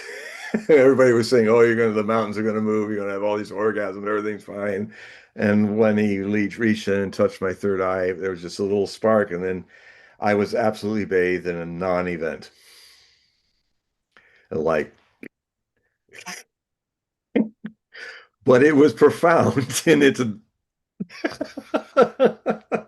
and um but I'm back in the world and I didn't feel I could survive in it. And then some thought came up, well, you're free. You're free and responsible for whatever you want to do. Maybe, well, why should I be here? Maybe it's time to go. And so I was going to walk off this golf course in San Pedro near my trailer park, which was part of the trailer park, which almost nobody ever used. So it kind of became my place to meditate and contemplate. I said, well, I'll just walk towards the cliff. And at a certain point, when I have 360 feet of air beneath my feet, I will fall into the raging waves and rocks. And I was going to do it. And only when you're going to do it do you have this, you may have this remarkable experience when you've chosen to die and are a witness of it, you discover that life and death are absolutely intimate. They're the most intimate couple of lovers that has ever existed. So I, it was such a profound, indescribable union that before I walked off, because I knew if I decided not to walk off, I'd lose this, this amazing mystery that was coming because I was going to die. I had chosen to die. And so I sat down next to this little young silver dollar eucalyptus tree in the golf course, and I just wanted to savor this mystery that I had not any idea I would be feeling from this. But really, if you've ever been close to death, if you've ever had that in your gut and things are happening, and then if you're really at death's door, you can see things that you will not see if you're not about to die. And and so I sat there for a few minutes, just absorbing it, my eyes closed. And then some energy out of the earth from the roots of the tree threw me 6 feet forward and into the crabgrass. And then I cried my my whole soul out. I just cried and cried and cried and cried. And then about this whole issue of just not the world doesn't have anything to do with me and doesn't all that. And then I hear this and I hear this whispering of wood and leaf, and I look over my shoulder, and there's the little silver dollar tree going. A little wind had kicked up, and I look up above the tree in endless blue sky, and I'm seeing rays and arrays of cirrus clouds dancing past the sky. And suddenly I became aware of the thing that my whole attention to people and their egos and their problems, my own included, I became aware of how existence loves all of us, how it never repeats itself. Every creation is absolutely adored and loved by existence. And then I realized it's from this place that I'll manage somehow to live in this world of robots and zombies. And and so what happened was I had not a mundane suicide where you want to kill and destroy yourself because it's just too painful to go on. I was intending that. This thing that had met over me had left behind a revelation that my misery had jumped off the cliff and left me behind. And, or to use another metaphor, the tree of my misery was chopped down right before me. And it's taken me 4 or 5 decades because it was like a pine tree. You know, it remains green for years before it really starts rotting, like old habits. The old habits were still there, but it took them about 50 years to rot away and to just go back into the earth like a tree that had fallen. And you know, it takes its needles a long time to go yellow and all of that. And so I was, you know, I was no longer connected to that, identified with those issues. And it took, so I've been watching it rot and disappear. So what I had was a spiritual suicide. People hear that. So what, you mean your spiritualism is suicided? And that's like a lot of people don't want to read the book, even though I explain in the book. They can't get past the cover. I said, I explain, no, this is not mundane suicide is the baddie. Spiritual suicide is wonderful. It's where your misery commits suicide, your identity commits suicide. The thing that makes you under the illusion of being separate from everything commits suicide. And then you slowly, slowly embrace the spiritual suicide is that your bliss, you're not, your identities have been killed off. And so it's I try to convey it. Osho used to talk about it all the time. I never really understood it until I had my own experience with this. So so what then, to use what we've been talking about, Paul and I, is that the highest point of soul. We'll just call it that. Shofar, not the shofar. That's the horn. Uh, the Turiya, Nishoma. the Nishoma, and the Turiya are the spiritual suicide gets you in touch with that which never changes. And actually, the more you live in a changeable life, if you really live in it, but not of it, the change actually helps you every moment to become aware of that which is eternal and never changes. It's always been here. It can be nowhere else because it's not a thing of time.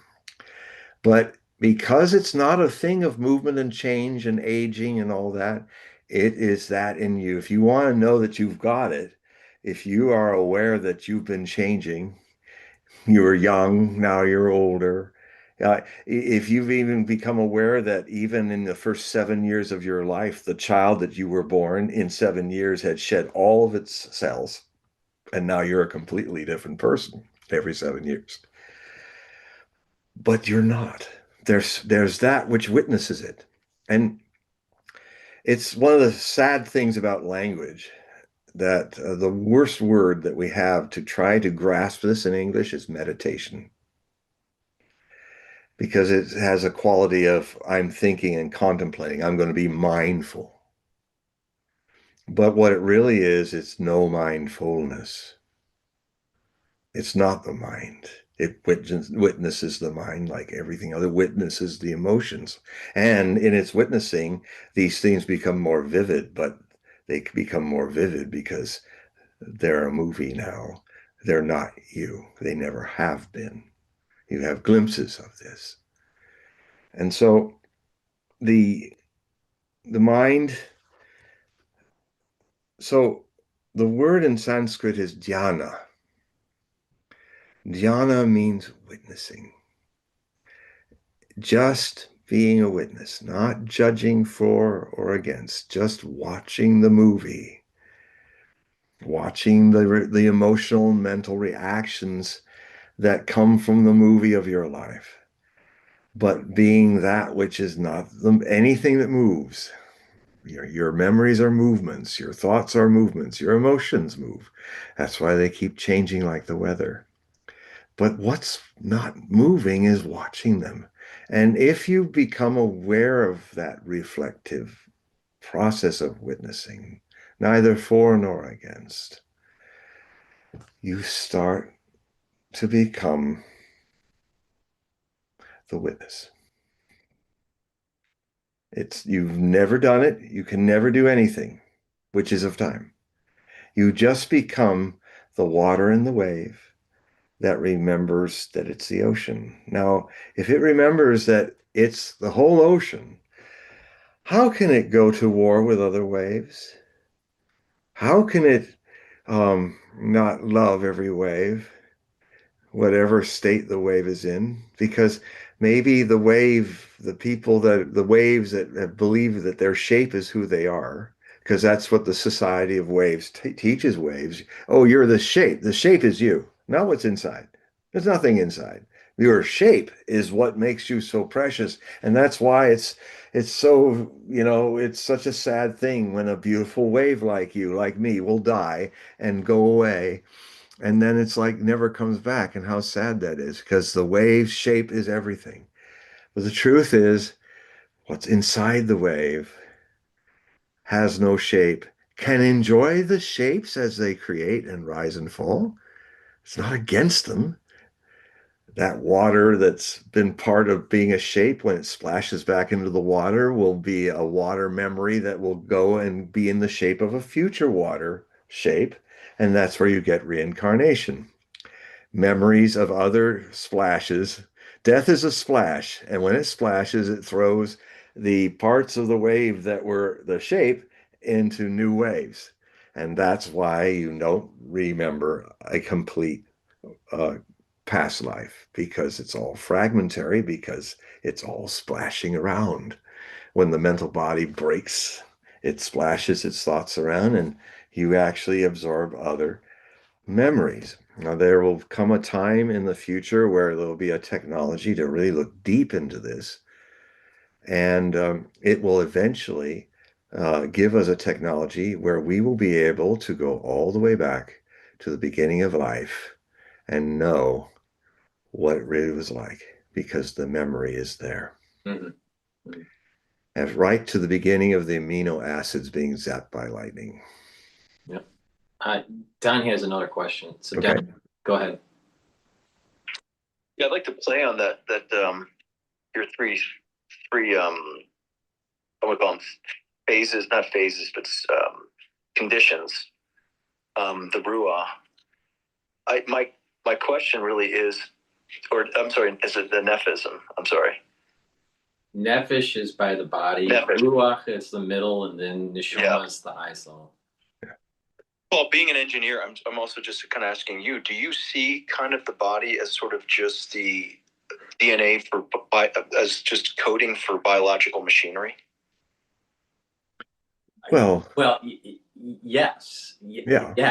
Yes, definitely. So where I'm going with this, there was a recently Brian Romo posted, and this is what's interesting, it may have some relevance here, where he's talking about now they filmed the formation of the heart in an embryo. And they're showing the instance in which all of the cells begin to essentially pulse at the same time in synchronicity for its first contraction. Right. But you have to also remember that to do that, you have to provide the right environment, microenvironment, for those cells to start coding for the right proteins to create this electrical signal. So as the embryo is morphing, it's communicating to other areas, and the cells start to differentiate in those early phases because of those microenvironments. And so the whole epigenetics of certain zones of the embryo will start to specialize. That's why eventually you get a heart or a brain or the limbs. So there's these microenvironments that are key to differentiation of these cells. And are you aware of Michael Levin's work on morphogenetic fields? No. Where he's basically manipulating those electrical signals, and he's taking the cells of the eyes in a toad and he's moving them into the stomach by manipulating the fields. Mm-hmm. And it's as if it's where he's gone with this is this idea he's changing the microenvironment. He's manipulating what he says are fields that essentially have been sort of ignored by the science of their influence on the way that cells communicate with one another in a harmonious fashion in order to carry out the morphology of the species, so that a toad's eyes move in a certain direction. That's the information that's stored in these electrical fields to move the eye into the right position that would represent the morphology of the toad. Mm-hmm. And so there's this idea at, I want to say, the nephish level, where there seems to be something that has been inserted in a field that defines the morphology of the species. When the nephish leaves the body dies. So for the body to, quote, be alive, and I would say life would start at inception. the conception of the egg and the sperm, right? And that fusing. There's when you actually see this under a microscope, when the actual fertilization of a egg literally creates a lightning strike, and then you start to see it propagate into the egg. So what is and that moment in time when that lightning strike happens, that's when the nephesh is married or is layered over the actual physical part of the body. In this case, the body is just an egg and a sperm that has merged.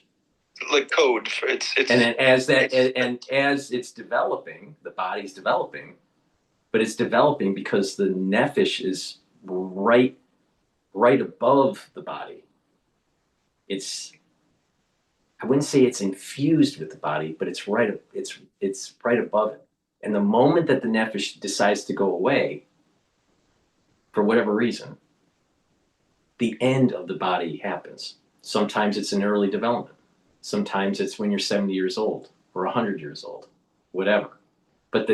And what's interesting is that some of these individuals that they have a sense that they're going to die, it's usually within 24 hours. People have like a little hint, and according to Kabbalistic thought, is that the actual nephesh can leave the body 24 hours before. The body is still kind of lingering, but it's going to die.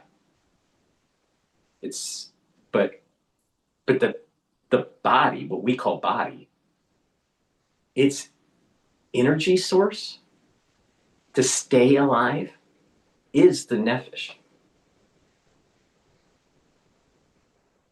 All right. So my next question is on this idea of the ruah. Yeah. I find I like I want to get John into this as well. I always look at the Promethean myth of this techne that was given from the gods to this, say, let's just go with this analogy with the nephesh on top of this coating of biological machinery that allows it the ability through language, which I think is truly the fire. It's actually language that allows it to be this witness that he talks about of creating self-awareness to actually manipulate time in the sense that it can create metaphorical abstraction in which it allows it to create scenarios that exist in the future and in the past so that it can actually make decisions within the present. So it literally is a technology, so to speak, a gift from the gods that allows it the ability to manipulate time. Well, my first reaction to that, Don, is that when someone's saying the gift of the gods, this is really just a misunderstanding of the different attributes of the Sephiroth. And that people they get confused that one attribute of the Sephiroth is a god. So there's kingship, and there's foundation, and there's victory, and beauty, and there's all these different aspects of the tree of life. But when it's misunderstood, and when the Ruach is communicating to these different attributes of the tree of life, they would say, well, that must be a god. It must be a god. But it's not. It's really the quantum physics, for lack of a better term, of these souls that we're talking about. So that's just my take on it. John, I mean, you chime in. It's always interesting. I was just there being quiet, trying to add to the dialogue that which doesn't change.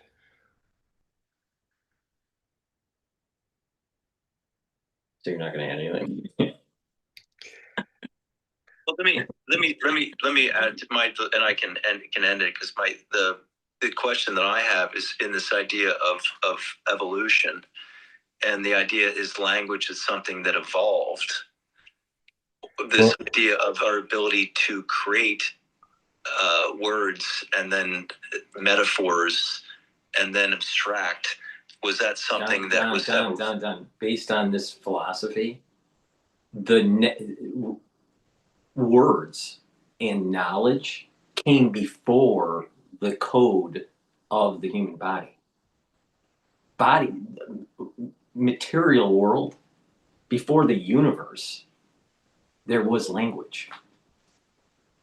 And that language is in Bina. So you have Chachma, which is wisdom, and Bina, understanding. And so when you have a thought, when there's a thought, before even the human body, before the universe, there was a thought. And that thought eventually ended into spilling into something called Bina. And Bina is understanding. And hence, God spoke. And there was. And then, therefore, other attributes of the tree of life started to emerge, started to congeal, whatever terms that you want to use. And eventually, over time, through Simpson, there's a constriction from one attribute to another that leads to a point where we call birth, or the birth of the cosmos. I mean, if you look at all these moments in time, all these major milestones of birth and death, there's a constriction that's taking place. There's a point in time, like birth, going through the birth canal. That's a constriction, right? So the Big Bang, there was a point, there was a singularity, and then all of a sudden it exploded out. So there's a constriction and then an explosion. So what happens is from one attribute of the Sephiroth to another, a lower one, there's a constriction and then an expansion. And then when it starts to constrict again, and then there's another expansion going down the tree to our level of what we call existence. So language was way before mankind. Language was way before the universe. There was a language and there was a thought of wisdom before us. So we're just a fractal representation of something much, much bigger than the universe, something way beyond it.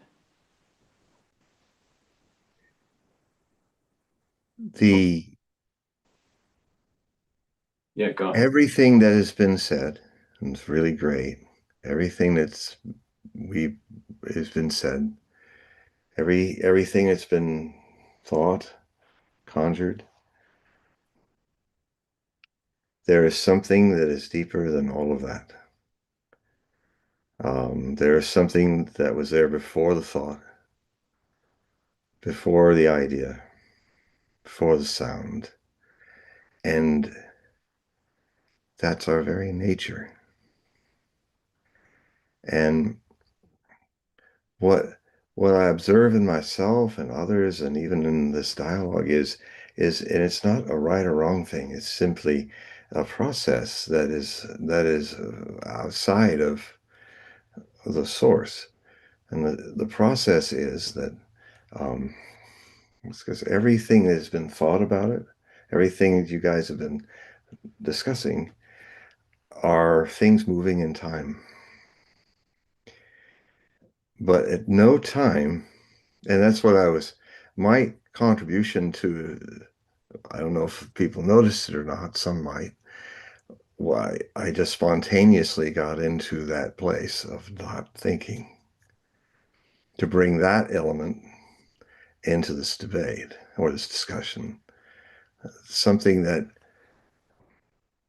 if you become aware of it, it is your eternity. And And what it helps you see is the more, and the beauty of living in a body and creating in this world is that it's moving to create more and more things, new thoughts, and it's wonderful. It's a play. The Hindus call it lila. The existence, the existence is a great play. The core existence, timelessness, playing in form, playing in theorems and ideas, and trying our utmost to understand with a capacity that those things living in time, mind, movement, thought, emotions, bodies, temporality, are things that come off of it, but the source of it is not these things. The ability to relax into that which does not think does not even exist, because existence also is a prison. To not exist or to exist, two sides of the same coin, are held by that which has no hand. To Even though I talk so much about the world and other things, my other side, my spiritual life, is trying to kind of give you a Zen experience where there's something far deeper, that if the body mind vehicle is in harmony with that, um, you know, it's almost impossible to describe what I'm saying, because everything I can only hint. I can hint in time of something that's timeless. And as much as uh, all these theories are wonderful, and I watch my mind thinking of these things too, and all the elaborate wonders of it, it can be very easy to forget the center of all of it. And because, the play takes you. And trying to find the knack of being taken, but totally taken, but without being identified, where it goes, is the path that I'm on. Because identify comes from the word identity, which fundamentally comes back to the word idios, which means one who is under the illusion of being separate from the entire godliness. And in a more vulgar term, it's called being an idiot. And so, there's nothing wrong with being an idiot. It's the basic nature of the lower material part of this, that has a sense of knowing when dying is coming, and that explains very well how people have a presentiment of death coming. Sometimes it happens that you have a presentiment of that you're about to die, but it's a potential, like what happened to me when I was going to step out and drive down to Long Beach to see my girlfriend in Laguna Beach. I was a sannyas, just new disciple too, and suddenly I had this huge premonition that I was going to die. That what I was about to do was going to head. I felt like there was a boot that was so big, and I was such a small little ant that I can't even see it when it crushes me.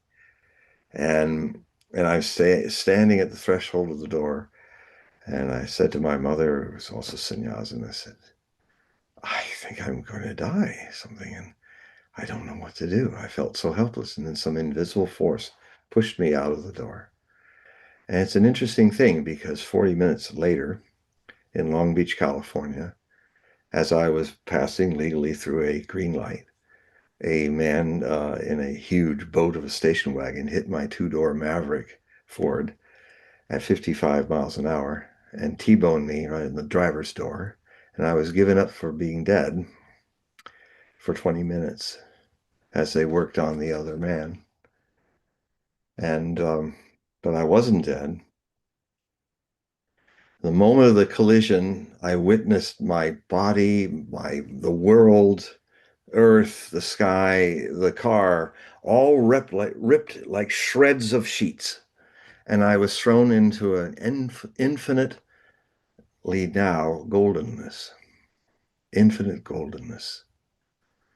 And in the infinite goldenness were those who were not thereing with me. where there was no time. So messages were perfectly received that were never uttered. It's sort of like that beautiful story when Subhuti, one of the disciples of Buddha, was sitting under one of these beautiful short little trees that have white flowers that usually during the monsoon season in India, they, in one night, snow all their white flowers just in one night. It's like a snowfall. So beautiful. I've seen this in the ashram in India. And so he's sitting there, and there are presences there that are not there at all, who are contacting him with nothing said, and nothing was heard, but things were transmitted perfectly. And if I were to put them in a time frame, a time mind frame, this is a discussion that they never had. Those who never spoke to Subhuti said, we want to thank you for your beautiful discourse on silence. And he never replied, but I haven't said anything. And they never heard him say it, and they responded, that's why it was so beautiful.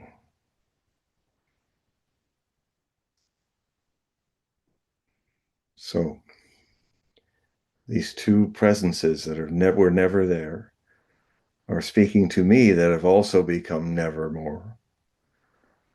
And they imparted upon me, if I put it into words, they said, we're here to tell you that you're back home, that in fact you never left. And we're also here to remind you that you made a decision to go back into life. And that was something because I really resisted coming back into this life. I have a memory of that. And they were saying, yeah, but you finally decided to go. And if you want to stay here, well, you've always been here. So if you want not to go back, that's perfectly fine. But we're here to remind you that if you do go back, it will be very beautiful. And I felt all this love and all this help and things that was possible. So I looked down at the lower vibratory reality, which was like lower music. And in there, I could see my wrecked car in Long Beach, California. And I impressed upon them without ever saying anything, I'm going to really kick myself for going back to Long Beach. So suddenly I was back in my car and I was looking at the mala of Osho's picture, and I was very limber. I still am. And so I was like way over, neck way over onto my lap. And the first normal thought in mind memory I had was, well, at least that isn't broken, the mala. And then I sat up slowly and I looked at the drive shaft was bent. The dashboard had taken most of the 55-mile-an-hour force of the crash. I had a slight ache in the upper part of my very hard head that hit the window at 55 miles an hour in reaction to the T-boning. I was in seatbelt. And then I saw that the brake and the fuel pedal had tied themselves into a bow tie, and I giggled. I felt like I had been gone a million years. I felt a radiation of coolness coming off of me. And there was also to my side a tap, tap, tap, tap, tap, tap. I slowly looked over, very calmly, and there's an ashen-faced paramedic with a guy with the jaws of life behind, ready to pull the cord and pull me out like a broken can. And he's going, ashen face, seems like he's looking at a dead body or something. Can you get out? And I looked down, saw that I still had a door on my side of the dark car, and I said, okay. Very calm. I opened the door. I stepped out into an intersection that was absolutely flooded with gasoline. And there was a man who had kind of bozo hair with no hair on the top and no front teeth running with absolute joy. His suspenders were doing their best to hold his huge gut in place. They were like going, as he's running, splashing gas everywhere. The paramedics are still more in shock than I am. They're just, and he gets to me and he literally picks me up off my feet and hugs me and then puts me down. And he said, "Oh, son, it's a it's a miracle that you're alive." And he grabbed my mala and he ran his hands up and down and he said, "Dem sure good beads." And I looked and I said, "Yes, they are."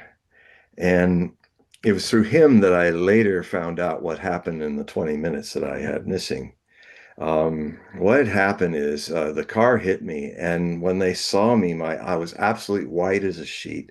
My neck was way far over. They didn't know how double jointed I am, and they thought, "Oh my God, his neck's been snapped by the collision." And even the paramedics thought I was dead. And maybe I was for a bit. And they started working on the guy who was kind of a poor guy, he was a three-time loser. He was an illegal alien driving his brother's car without a license. And they even tried to even tried to with all the witnesses, they tried to sue me for actually running the light, which they had done, what he had done. That didn't go anywhere. So anyway, it was through the man from Ohio that was on his vacation. He's the one that called in the paramedics and the police guy to be there, cop. And uh, and then they're looking and they've given me up. I'm dead. That guy's dead. And then suddenly they saw me moving. It was like you said, it was like Lazarus was coming out, And people, oh my God, he's alive. And so I'm moving, and suddenly I got my head up and looking around, and then they had another shock when I walked out into the gasoline because I'm dressed as a Swami from India.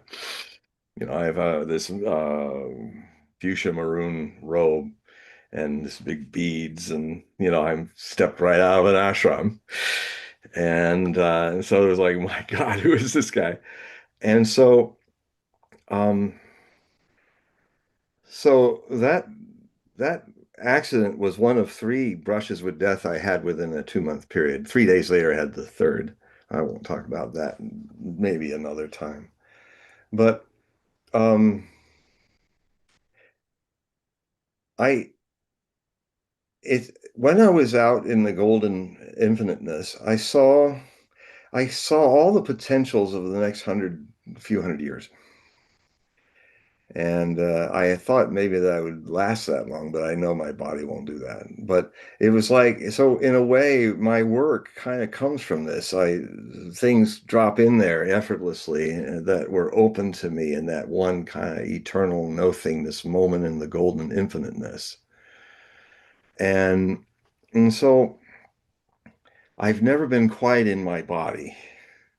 It's like, kind of got eyes in the back of my head, eyes in my fingertips. I mean, it's like it's a little, it's beautiful actually.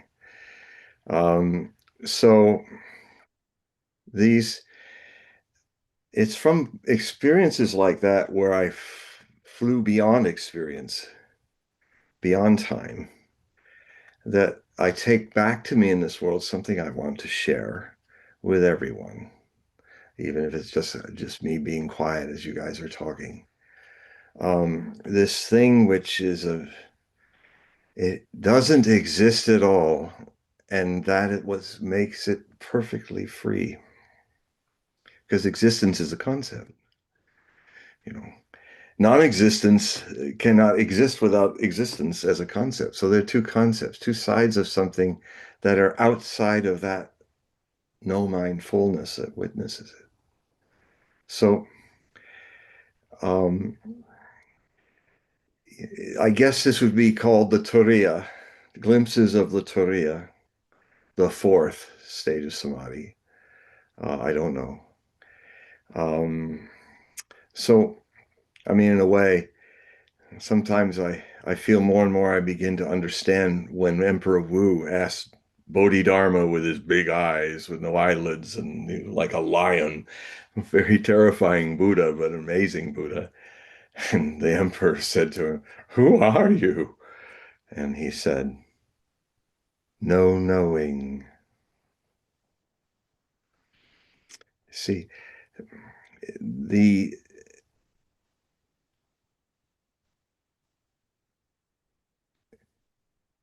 so it's such a challenge to try to explain something which needs no explanation.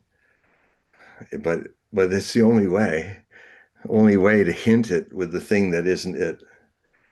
Um, so, Hi, can I ask you a question? mm-hmm. One of the things that we talked last about when I asked you a question was the Ukrainian conflict. And I not to take it away from the spiritual aspect of, I think, what you were describing of this connection to this eternal. It's okay. You are taking it away, and that's okay. Well, I'm trying to make trying to turn it into like, what is the experience that we have currently, where we're seeing endless conflict, and in our own, say, spiritual journey of sort of trying to connect to source. Is it these other, say, individual sparks are not connecting to the source? So do we have like the statistical, like, do we have like the statistical Stop. Curve of Stop. people that are, yeah. Stop right now. Stop. Just be. It's very sincere what you're doing, but everything you're doing is getting all coiled up and, well, the first love of this, and we can try, and there's a spark over here, and all that. This is the mind. And the mind's a wonderful servant, but a terrible master.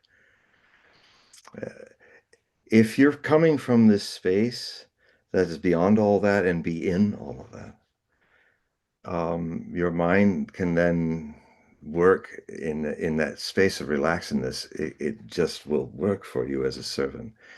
But for all of us, mostly the mind is our terrible master. It's a tyrant, and even when we're more brilliant with the mind, sometimes we can get even more caught up in it. It's um, you're just thinking about all of this, and that's okay. What gets to be a problem is if you're identified as the thinker. You're not the thinker. I'm not the thinker.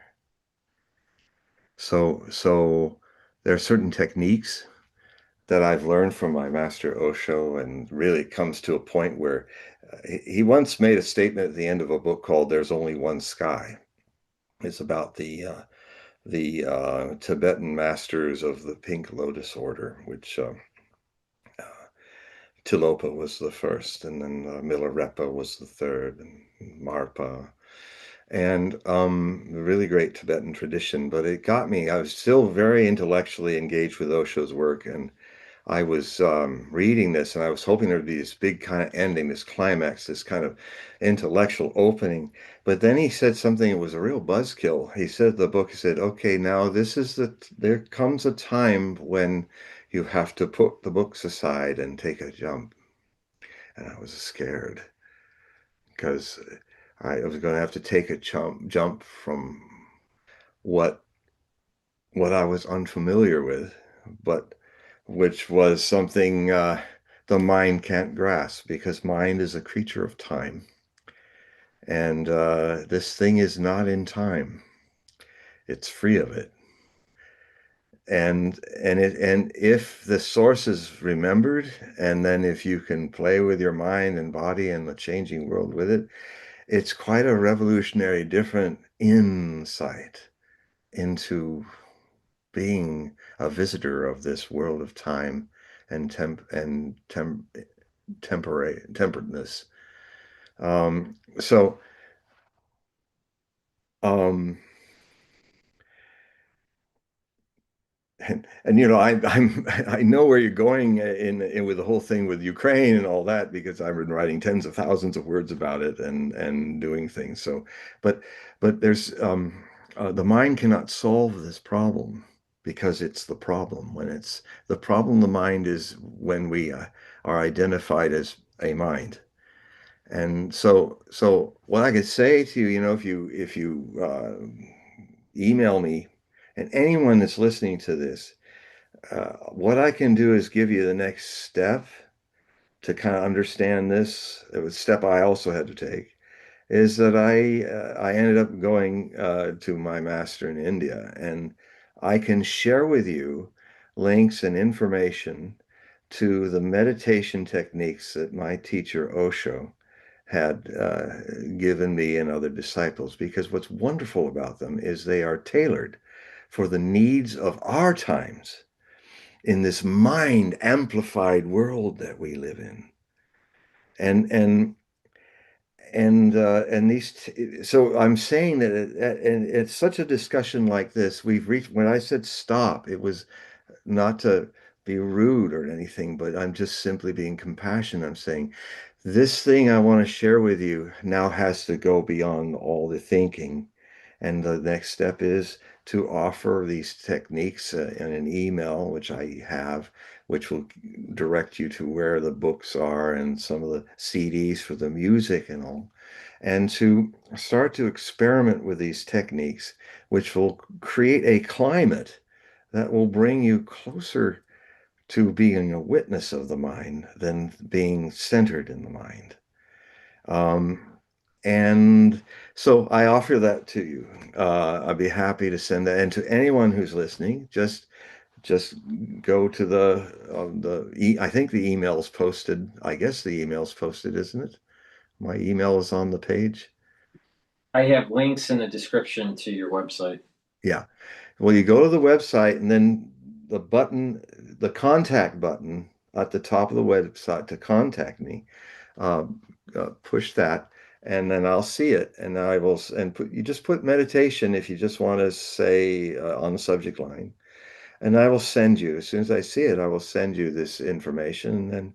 And then you can try these things out. And then I can kind of help you at times to go into this whole other world of timelessness that is the center of all things. We have one last question, Okay. and someone typed it in. Thanks, Don. I'm sorry I interrupted you, but I had to. But it's okay. It's from Sir PMC. Now, he wants to get your opinion about the Alberta independence referendum that's taking place in 2026. Well, the concept of not just in Canada, but also in the United States, there have been prophets in the United States back in the 1880s and earlier that saw the potential for not just well, they didn't see this. Something I saw years ago was that there's a battle of verbs that happens in this. I'll speak a bit about America before I get to Alberta. Is there's a there's a cycle of a struggle of the verb that we have in the United States in the way we address the country. Um, we we kind of unconsciously say now the United States is, but that's grammatically incorrect. Before the American Civil War, Americans said the United States are, like a union of sovereign states, more sovereign than federal, but with a weaker federal system. The Civil War happened, and after the bloodletting of many people in 4 years, we started to call it the United States is, as a united country.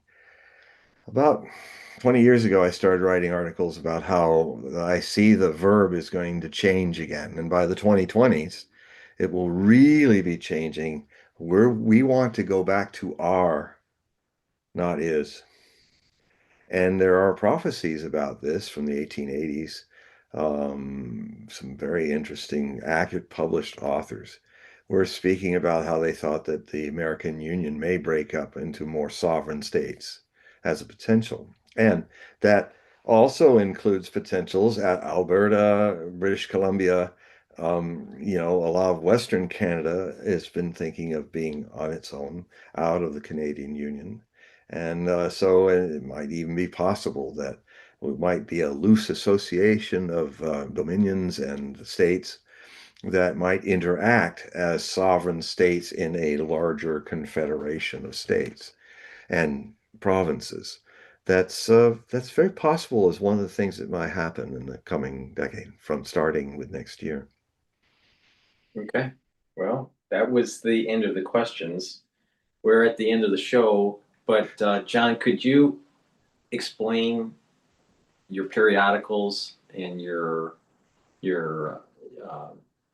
readings so the individuals that are watching, we have a pretty good showing here today, Good.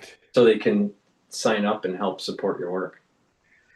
Yes, I have HogueProphecy.com, which, if you look at it on a laptop or if you look at it on a larger computer, you can read it pretty easy. It's We're soon going to get it fixed so that it'll be eye friendly on cell phones. That should happen in another month. But what I also have out, and that's basically where I put a lot of my thousands of articles since 2000 that I've written. But I'm putting a lot of them now on X. So if you just type in the search John Hogue, you'll run into those. I'm still loading them in, uh, starting from this now closing year to the present, and then they'll be loading in more often. So that's also a way to read it easily on X. But what I also do is I have the Hogue Prophecy Report, which is sent to an email, your email. It's a PDF file. It's an Adobe file, and on it, stamped with it, just after the table of contents and the opening picture, is in large font a ad for Adobe Liquid. So it's free. You can download it and then you put it on your phone and you can read any Adobe file formatted to your pleasure for what your eyes need on a cell phone. So that is already available for my Hogue Prophecy reports. And anybody who gets subscribes to it, because when you go to my website, you will see samples, free samples of articles, Hogue Prophecy articles, and with links to how you can become an automatic payee, five or a little more every month. It automatically goes to me so I can keep this going, or you can do it all as a $60 donation for 1 year. And then I send you these. They kind of come out when they come out, roughly a bi-monthly delivery. Um, and they're fully illustrated, and they're some amazing articles. And anybody that wants to join it now, I had a whole bank of articles I did about John Brown and Charlie Kirk and the parallels between them and the potential future of a catalyzation of some civil war. And these articles really were a big hit. And so I'm going to make sure that the last sending I did in December will also be given to you free. And so, so these are two things I have there. And also, if you go to HogueProphecy.com, right at the top, you'll see a little blurb about get a reading, a Hogue reading. And these readings are about 2 hours. Around 5 p.m., although I can arrange for outside of the United States for different times in Australia and Europe and other places. But this is where you have a one-on-one with me with this background, and not so messy. I was busy translating, so I've got all my translation books scattered all over the place. So yeah, you could then have a one-on-one reading with me, which would have a little bit of astrology that you can get a free astrology chart from astro.com, which has a really clear, nice way of looking at the aspectarian and all for me to help you and look at that. And then I also use the tarot and also use other divination techniques. And it's a lot of fun. And everybody that does it with me are having a marvelous time with it, and time really flies. And so that's another thing you can do. And if you send me an email that says "Hogue Reading," I will, when I see it in all thousands of emails, I'll get right back to you and give you a detailed account of what's needed in the reading, how to pay for it, and what the current times are. And then we'll lock down. And this is a good time to do it. It's a new year. So, it's definitely, and it's going to be definitely, I'm going to be in my readings, I'm going to be reading a lot about how this year will impact each person that reads this, because it's going to be the most significant year in history, so thus far, what's coming. And I will be saying more about 2026 in the near future. There's so much to talk about. I'm still just outlining the things that I'm going to be talking about. So yeah, so that's hopefully you'll have a reading with me. It'd be wonderful to meet you in glorious 2D. And I thank Paul and all of you for listening, and I thank especially all the people who asked questions and were patient with me.